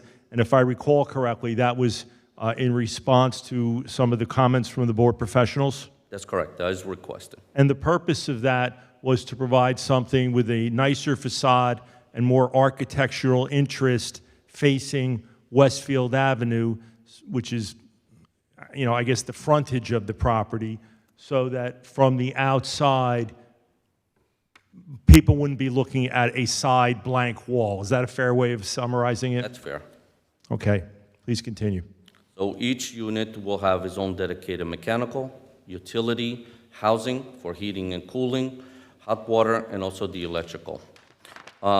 In between, we'll have a demising wall for the 2 units from the ground level, and it will be continuous from the foundation all the way to the roof in accordance to the fire radius separation requirements. Sheet A101, which is our second and third. The second floor has a livable area of approximately 1,038 square feet. That's consistent on each unit. We do have an open floor concept in the front where the living and dining room will take place. We'll have our kitchen and eating area towards the back. And then in between, we'll have our powder room, pantry, coat closet, and an elevator in the middle of the unit. Interior stairs are centrally located within each unit and will provide access to both the ground and the above floor. The third floor which is located here. We have a livable area of approximately 1,008 square feet. This will be consistent again with all the units. It will contain 3-bedroom areas. First will be the primary suite in the front, which will have its own walk-in closet, private bathroom, and an accessibility of a vestibule somewhat. Within that, we have 2 additional bedrooms at the rear with closets, and then we'll have a shared hallway bathroom. And within that, we'll have a laundry closet, and again, the elevator is being shown for the convenience of accessibility to all the floors.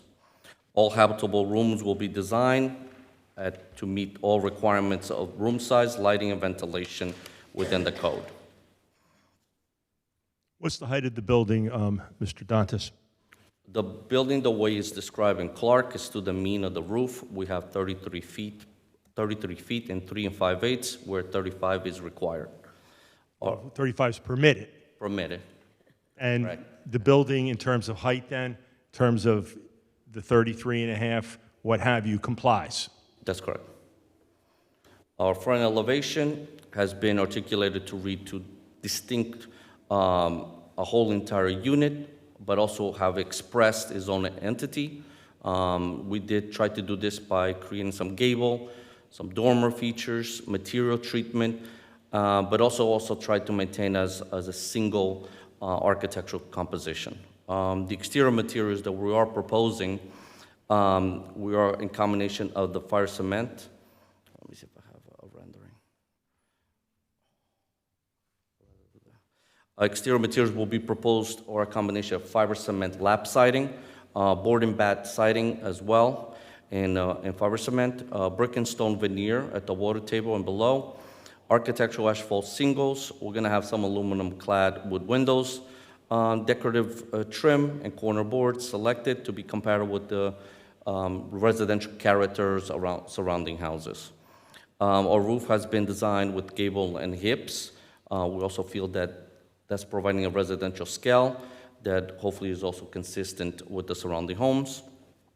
Our front and side elevation have been carefully composed, and what we tried to do during that is to break down the overall massing of the building so it does not appear monolithic. We feel that we achieved this by variations of window placement and grouping, materials transition and trimming, banding between floor levels, also articulate some wall offsets, bump outs where the floor plan permits, and some roof line variations, including the gable dormers and continuous eave detail. Now, you could build this project with 4 units attached if somebody really wanted to do that. Would that be correct? That's correct. The only element that we would actually be eliminating is the windows on the side, but for the egress purposes, I guess we do have the bedrooms facing the back and we have the master facing the front. So And we'll achieve that. was part of the reason from an architectural perspective why you believe that that is not preferable is to eliminate what you just referred to as massing in terms of what would be presented to the neighbors? It would not only be the massing, but also in addition to our engineer testified, I think having end units gives it more of appeal and also brings more light into the unit itself. But in terms of the impact upon others, because that's what you're giving us as reasons why the applicant might want it or why the people purchasing from applicant might want it, but it's also more beneficial to the neighbors and the neighborhood for this to be broken up into 2 separate buildings. Would you agree? I do agree that. Also in the driveway as well. You would just have a massive driveway with entry points. It would almost look like a parking lot, right? A little bit. Do you have anything else to add in terms of the architecture, Mr. Dantas? That concludes my testimony. I tender the witness. Any comments from the residents here or questions of the architect?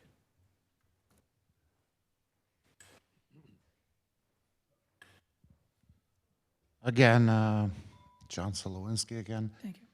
324 Westfield Avenue. And I just have a question. The storage space for these people, are they going to have to go to this local storage space by the Stop and Shop, or Or do they have an attic or a basement? So the attic is going to, the attic will be mostly, if anything, will be a furnace. Majority of the storage will either be behind the garage, which I think we have adequate space, or where we call the family room, we'll probably have over there also a couple closets and so for storage facility. That will be all. Thank you.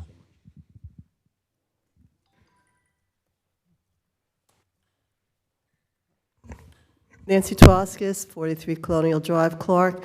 Where are the windows on the drawings that will be not there if there are 4 units side by side? Sure, if I may. So just on the side, if you look from the left side, you have all these windows here, 1, 2, 3, 4.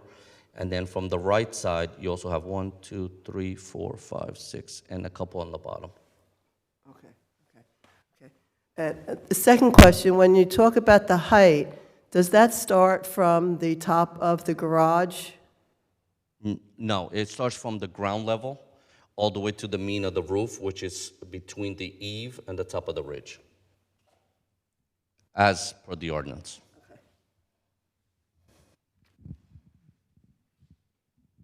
Any other questions from the audience? All right, how about the board?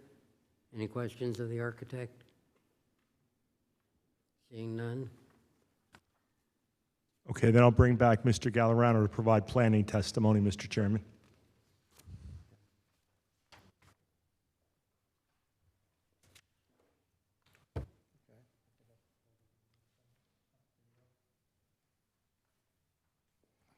Okay, so Mr. Gallerano, I guess the first thing would be, why don't you tell us what variances are necessary? Sure. So the first and foremost, again, going back to the definition of a townhouse, the ordinance states a townhouse is 3 to 10 units. We're proposing townhouses with 2 units to each building. You could debate whether that's a D1 or a C2 variance. I'm going to just go through the D1 and just go with it that way. We need some D variances anyway, right, Mr. Correct. Gallerano? Yeah, correct. So we'll go with it as a D1. The bulk variance is required, is the lot size, minimum lot size of 40,000 square feet is required, where this property is 19,954 square feet. One side yard required is 20 feet, where 10.9 feet is proposed. And actually, I'm going to go back to the drawing.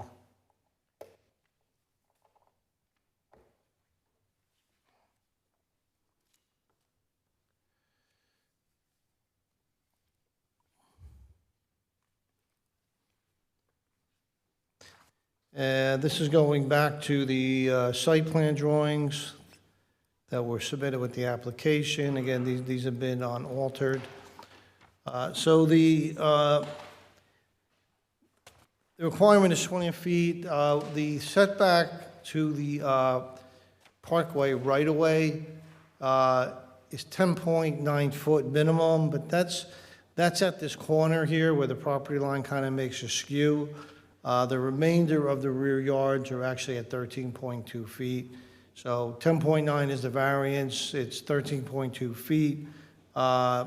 Creates a little bit better setback as you go further along the rear of the property. Again, that's backing up to the Parkway. There's no neighbors there, right? Correct. So that's backing up to the Parkway right away.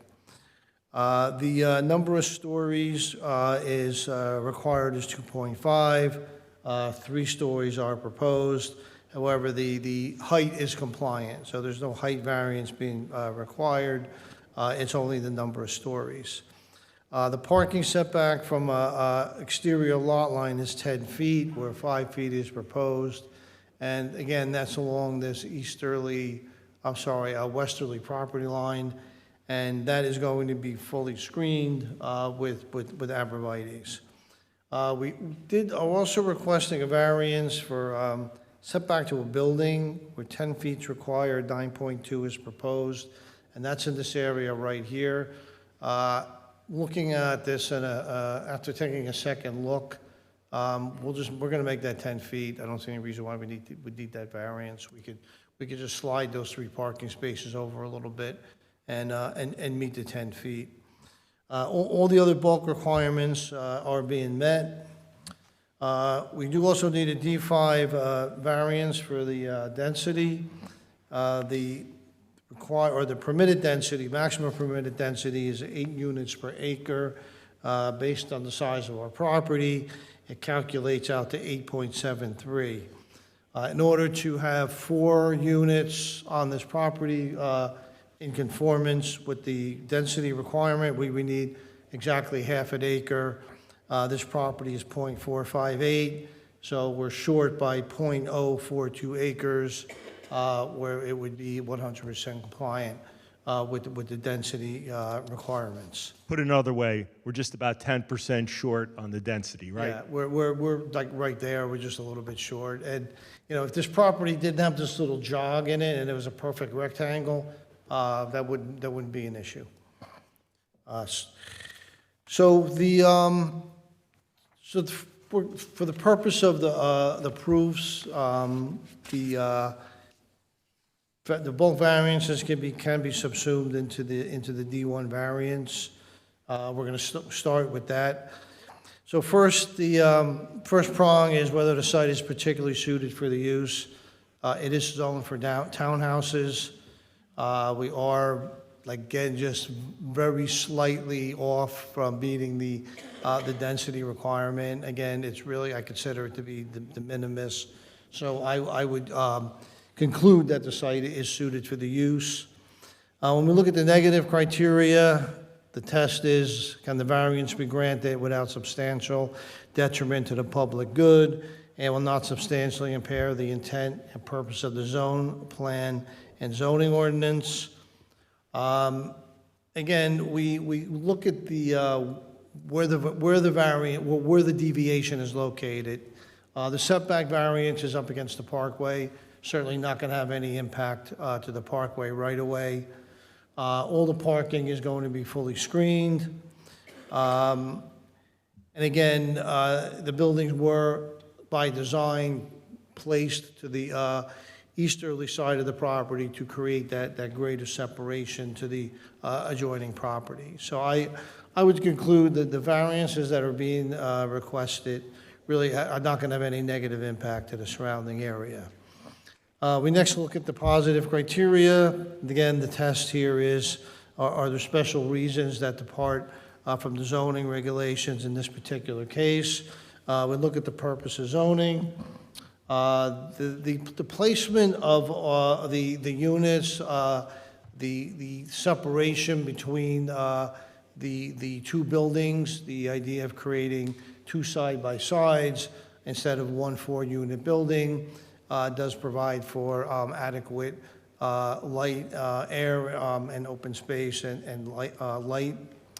Also, I believe that this provides for sufficient space and appropriate location for a variety of agricultural, residential, recreational, commercial, and industrial uses in open space, both public and private, according to their respective environmental requirements in order to meet the needs of all New Jersey citizens. This kind of also goes hand in hand with one of the goals of the master plan, which is to promote a balance of land uses, including residential, commercial, industrial, public, recreational, and conservation zones. This does create a townhouse opportunity. Majority of Clark is single family, so this does create that variety of uses. This particular case, townhouses. As we mentioned earlier, the addition of the elevators allows people to, what we call age in place. People who don't want to climb stairs anymore have the option here with the elevators to be able to move in here, stay here, and not have to worry about not being able to climb stairs. And then, again, I mentioned, we did look at the master plan. We do believe it does promote the goals and objectives of the master plan. And then lastly, with the density variance, as we know, the density variance doesn't require the same level of proof as a D1. It doesn't require that enhanced proof. It must only demonstrate that the site can accommodate any potential problems associated with the larger density than what's permitted by the ordinance. In this case, I represent, it's such a very, very small deviation to get that fourth unit. You couldn't see from the naked eye the difference between a half-acre lot and a lot that's only 0.04 acres less. So I see that this site can accommodate that extra unit. Well, it's not really an extra unit, because you would be allowed like 3.8 or 3.9. Yeah, right. Well, the problems with density, you round down, right? So, 8.7 units is 8 units, it's not 9, 9. So it's kind of the way that's calculated. It ends up that you would be allowed 3, but to get that fourth unit, it's such a very, very minor deviation. So for all practical purposes, it's really de minimis. And again, in conclusion, I believe that the special reasons exist for the granting of the variances, and that the benefits of granting the variances outweigh any detriments. This will not have any substantial negative impact on the surrounding area, will not substantially impair the intent and purpose of the zoning plan and ordinance.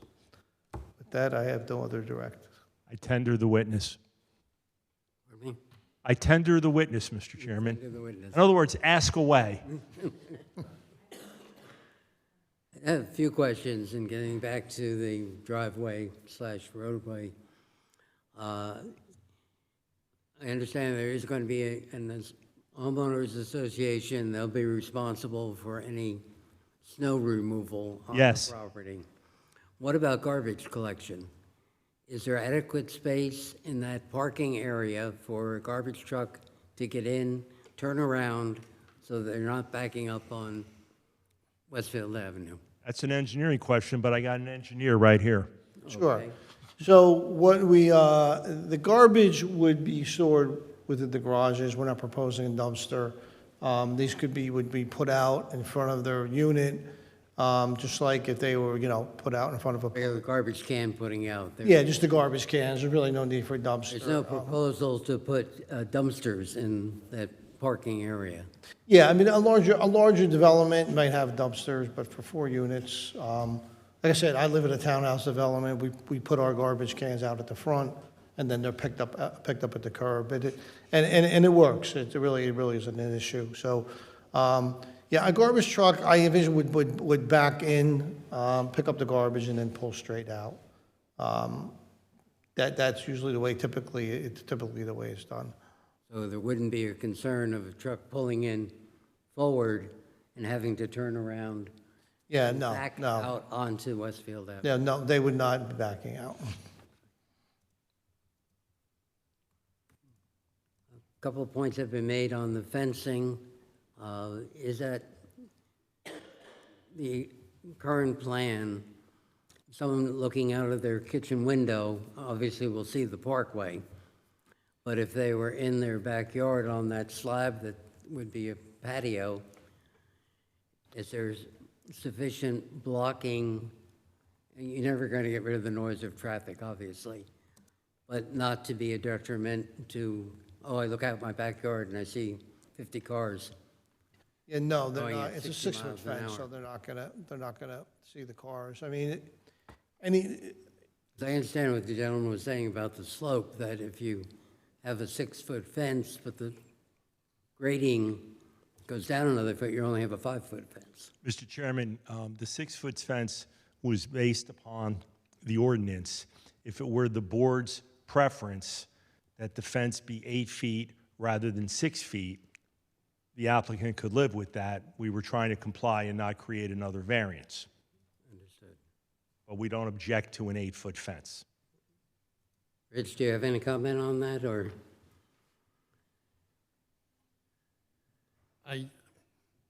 Your ordinance is for a 6-foot fence.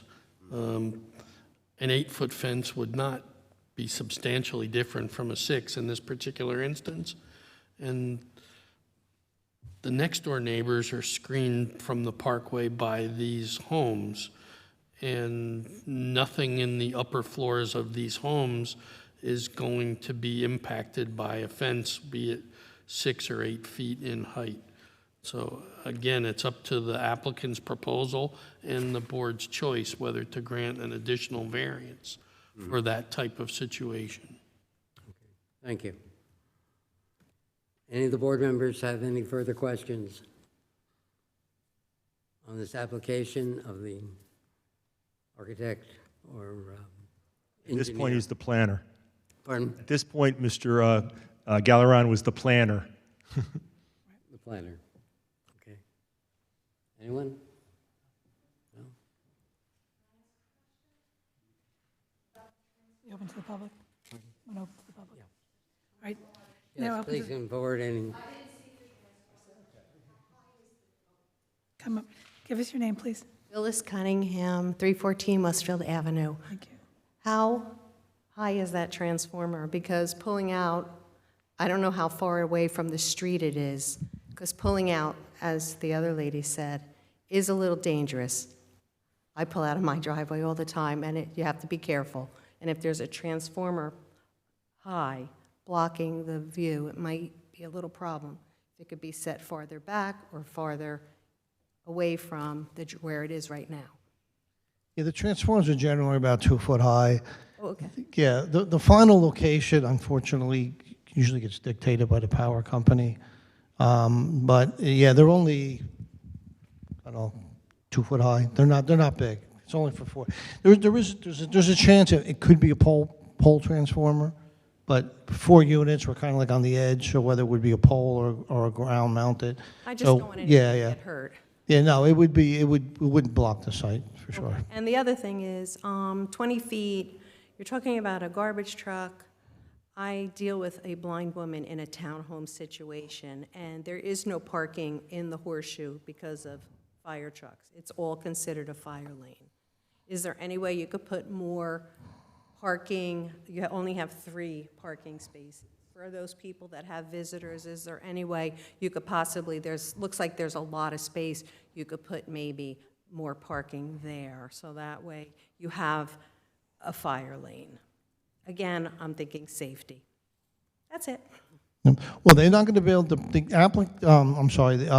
people will not be able to park within the driveway. So the driveway itself is a fire lane, and it'll be marked like no parking. Okay, because before they said, you could park in front. No, you can park only in your driveway, but you can't block the 20 feet, and the fire department 100% is going to have this.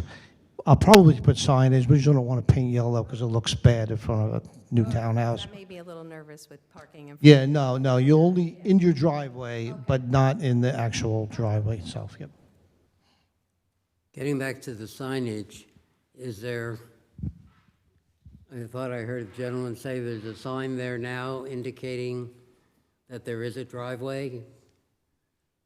Well, I think we're talking a couple different things here with the sign. Yeah, I when heard you're coming somebody over the bridge, I mean. I heard somebody say, and I don't know, and listen, my office is in Clark, I come this way, I should know, but I heard somebody say that there's a sign as you come over the bridge that, lets you know about this. But I think that you need to focus respectfully on the fact that instead of there being what's presently there now, which is 2 driveways, as you come around the curve, which is maybe sort of dangerous. Right. We're going to go down from 2 to 1, plus it's further away from the curb. So we're taking a situation that is suboptimal right now. We're making it better. Are we making it perfect? I don't know, but we're making it better. Now, the applicant does not have an objection to putting a sign there, or we haven't talked about a name. I don't know if it's going to be Scotoro Estates or what, but the applicant doesn't have an objection to putting a sign at the front of this. It wasn't part of the plan. We can do that if that's what people want. We cannot do that if that's what people want. One where? Right, but we're talking about something a little different. Okay. Well, the applicant will not have the ability to post off-premises signage. Any reasonable signage that the board wants to require the applicant to install on the applicant's own property, tell us what you want, and we'll do it. But I would still emphasize what we're doing ameliorates the potentially negative or dangerous condition. We certainly don't add to it, and we're making it better. Thank you. Any questions from anyone else in the audience or the board at this point before I call for a motion? You can sit down. Oh, no, there's another question.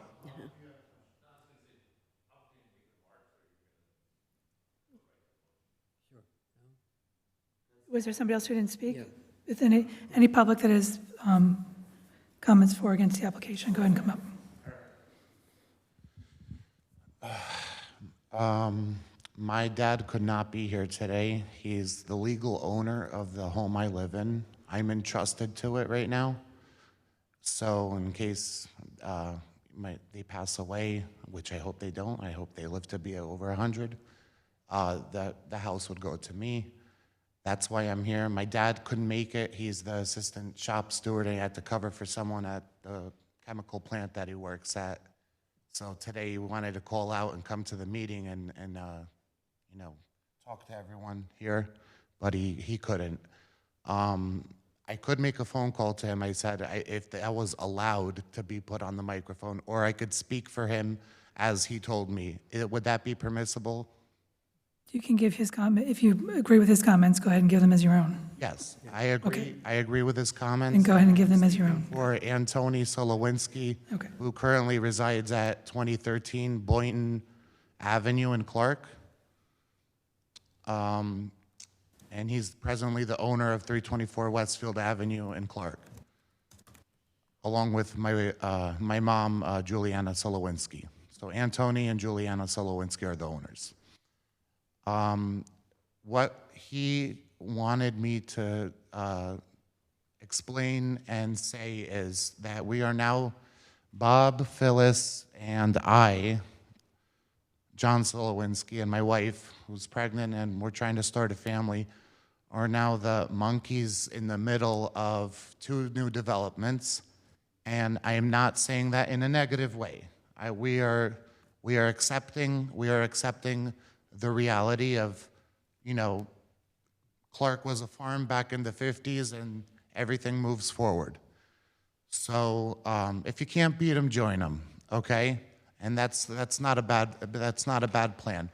Bob has his nest egg. He keeps a beautiful property, and he's been here longer than I have, and I respect the man very much over there behind me, and Phyllis as well.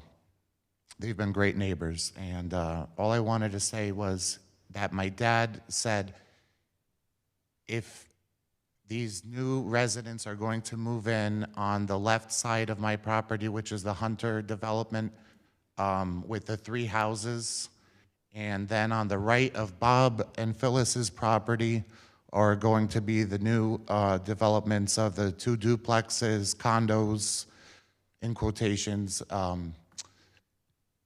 We don't want to be left out, since we are not now getting all the urban sprawl neighbors, and, you know, we're getting, you know, houses facing our backyard. All we wanted to do was make a statement.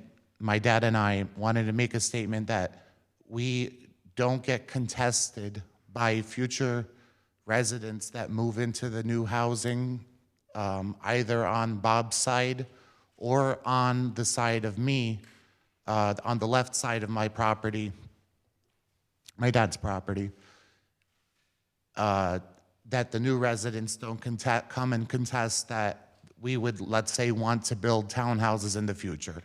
Because, of course, my dad worked very, very hard. He worked a lot of overtime, and he made the American dream come true for me. And he wished he could be here, but you know what? Someone's got to keep the factory running, and he's the backup shop steward. And that's his job, to keep it running in case someone calls out. So he's there, and all I wanted to say for him is that we get grandfathered in, that we do not get left out from the townhouse zoning ever in the future. If the town wants to remove townhouse zoning allowance or duplexes, or the zoning as it currently is in our area, that we are grandfathered in no matter what, that we can stay on our properties as long as we wish. Bob, Phyllis, and I, John Solowinski, and my wife Paulina Solowinski, that we don't get left out, in the future. Did I make my point clear enough for everyone? Yes. Okay. I have, and thank you Thank you. for that. Not that we have any control over Well, future, but I know you don't have any control, but since this is all public record, I can refer to this into the future Right. on this date that this was stated to the board, that I would not like this to be contested by any new residents, that they would not like me to build maybe townhouses, actually my dad, legally. Okay? Any comment about that? Only that this board doesn't have anything to do with zoning or rezoning your property. So I understand exactly what you're saying. I understand your concern. This board isn't the one that would change your zoning. So, but I understand your comment.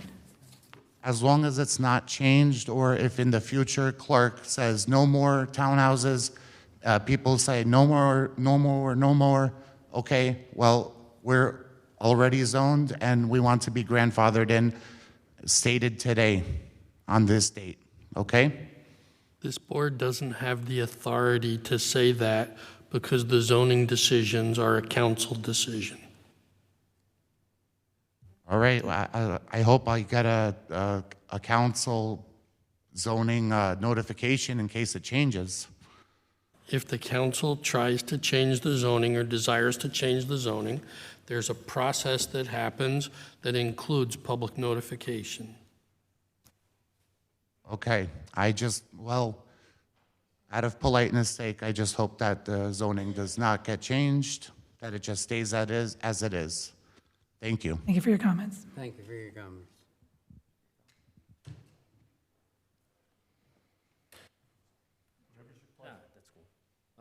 Robert Cunningham, 314 Westfield Avenue, an adjoining neighbor. I'm also the arborvitae guy, who was like looking to say, I talked this into the arborvitae, sir. yeah, I mean, because we have a nice kind of barrier between us and the neighbor from basically where our fence starts. We have some Leyland cypress, and we have a couple sheds. It's only the back 50 feet or so that would be open. So arborvitaes, if that's possible, No problem. would be greatly appreciated. My wife and I had known this was, coming at some point, and we were a little worried about where it was going to be. We went to the town hall last week, and we were very pleasantly surprised. And I want to thank Jerry, particularly because he could have put him right up against our house. And it would be a lot more, I'd have a lot more like I was last month at this point. But I think it's a great design. I think that, considering it's a townhome, townhouse, it is zoned. I mentioned that last month. I don't know when that happened, but it happened at some point. It fits within the zoning. I think it's appropriate for the zoning. I didn't necessarily agree with the first part of today's meeting, but that ship has sailed. This is what I really think is important, is that the zoning and the application of variances, in this case, really considered the next door neighbors. I really think that's important. And I think that's really something that, I don't know how you can take into those accounts as the board members. The town is getting really tight. So sometimes it has to be, maybe that's not the best idea. This was a good idea. So my wife and I fully support this. Thank you very much for your comments. Again, any questions from the board before I Get to sum up, Mr. Chairman? go right ahead and do your I'll be very summation? brief. I was gratified to just hear the comments of the two most affected neighbors. I'm not so sure I like the monkey in the middle reference because it sounded kind of negative to me, but I'll take it in a positive spirit. I said I'll take it in a positive spirit. And, you know, it is interesting, and the two applications, the one last month that got memorialized earlier tonight, and tonight's application, you know, you talk about coincidences. The fact that those two totally separate clients both came into my office more or less at the same time, and they end up here, and there's just the two properties in between. It's an interesting coincidence. But I think overall, when you think about, and I want to emphasize for a second, the comments that the applicants, or excuse me, the neighbors just both made. I think this is not just a good application. I think this is a great application. I think this application really demonstrates what good zoning and what a good Board of Adjustment is really all about. The reason we have boards of adjustment is to not just go with the strict mechanistic application of, well, okay, this is what the ordinance is, and you don't do anything else. No, the purpose of a Board of Adjustment is to look at the zoning ordinance, look at its application to a particular property and project, and make smart, common sense decisions. That's what this board is about. And that's what you folks are volunteering your valuable time to do, and to do this service for the community. And I think when you look at this project that Mr. Scatoro and his professionals have designed, and you look at the way that the buildings, the proposed buildings, are pushed over toward the parkway, like who are they going to bother over at the parkway? They were put in such a place that would minimize and eliminate any negative impact upon the neighbors. The zoning for this area is townhouse zoning. And I think I would suggest to you, Mr. Chairman and members of the board, that you'd be hard-pressed to come up with a better townhouse project for this site than the one that my client and his professionals have designed here. And if you look at the, you know, specific variances that are discussed here, you think about the one for lot size. It's minimal, or density, excuse me. The density, as Mr. Gallerano described, the variance is de minimis. And I was playing a little fancy game with math, and okay, maybe you're really allowed 3.8 units, and we're asking for 4, and Mr. Gallerano forthrightly said, yeah, but you don't do that, you have to round down. I get it, okay? But when you do look at it mathematically, that variance is minimal. When you think about the lot size one, it is what it is. We got 19,000 some hundred odd square feet. I can't make the lot bigger. The lot's a little irregular because of where the parkway is. Nothing we can do about that. And the one about having the two separate buildings is just better than if you had one massive 4-unit building in a row that's going to block light, air, circulation, and everything. It's just better. This is a good project. I'm proud to be standing here before this board representing Mr. Scatoro and advocating for this project. And I respectfully suggest, Mr. Chairman, that the board should grant this application with the variances that were requested, subject to the comments and colloquy of this evening. If you want the sign, we'll do a sign. You don't want a sign, we won't do a sign. You want an 8-foot fence instead of a 6-foot fence, we'll go with the flow. If you want an 8-foot fence instead of the 6-foot fence, we'll go with the flow. Thank you, Mr. Chairman. Thank you. I heard an echo. I don't know what's going on. Pardon me?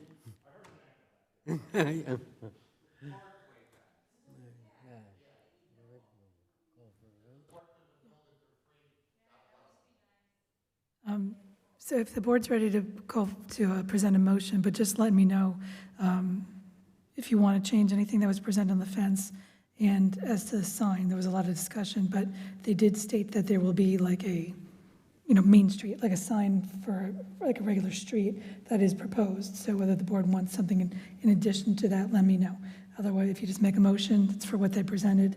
But if you want a higher fence or a sign included in your motion, okay?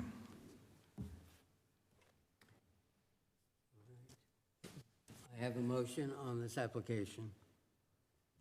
I'd like to make a motion to accept calendar 7.26.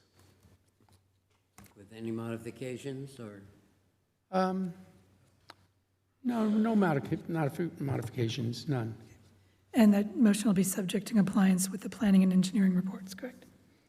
The conditions in the reports from our professionals. Right. Okay. Do I have a second? I'll second the application as presented.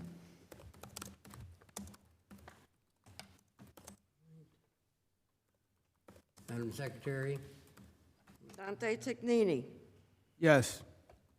Mark Hayden. Yes. Thomas Mead. Yes. Douglas Crock. Yes. Chris Tierney. Yes. John Calaguire. Yes. Chairman Ed Ruth. Yes. Mr. Chairman, members of the board, it's been a pleasure. Thank you. What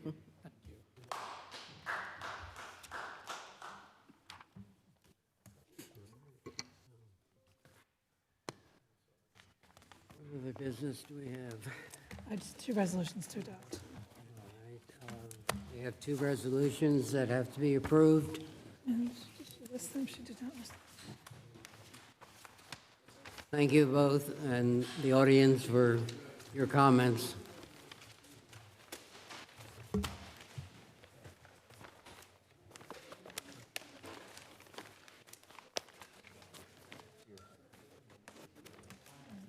Yeah. No, I don't.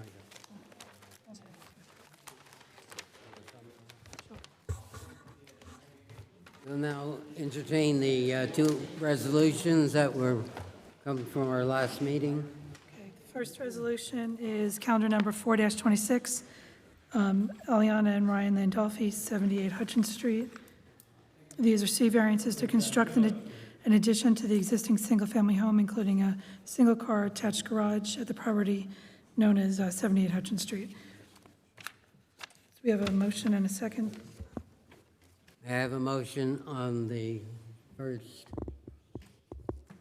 I'll make a motion. resolution. Dante made the motion. I have a second. I'll second that. Second by Chris Tierney. You want all in favor, or you want to do a? Individual. Individual. Roll call, please, yeah. Roll call, please. Dante Here. Tignini, yes. Yes. Okay, Douglas Crock. Yes. Chris Tierney. Yes. John Calaguire. Yes. And Chairman Ed Ruth. Yes. Okay. Okay, and the second resolution is calendar number 3-26, Catherine Golich, 333 Carolina Street. This is an application for C variances to construct a pergola in the rear yard of the home, the property, block 137, lot 5. Have a motion and a second, please. I have a motion on the second resolution. Make a motion to accept. John Calaguire made a motion. Second. Second the motion. Dante making the second. Roll call, please. Dante Tignini. Yes. Douglas Crock. Yes. Chris Tierney. Yes. John Calaguire. Yes. Chairman Ed Ruth. Yes. Okay. That's it for resolutions. That concludes the resolution section of our agenda. What next? Discussion? Any discussions from any board members about this meeting or anything else that needs to be brought up to the board at this point? If not, I'll close that area. Item of the agenda. And look for a motion to adjourn. Mark Hayden made the motion, second. Second. Second. All in favor? Aye. Aye. Motion carries. So carried. Thank you all for your time and effort. Good job, guys. With- Three, that's a lot. 3 applications is a lot. Oh, yeah.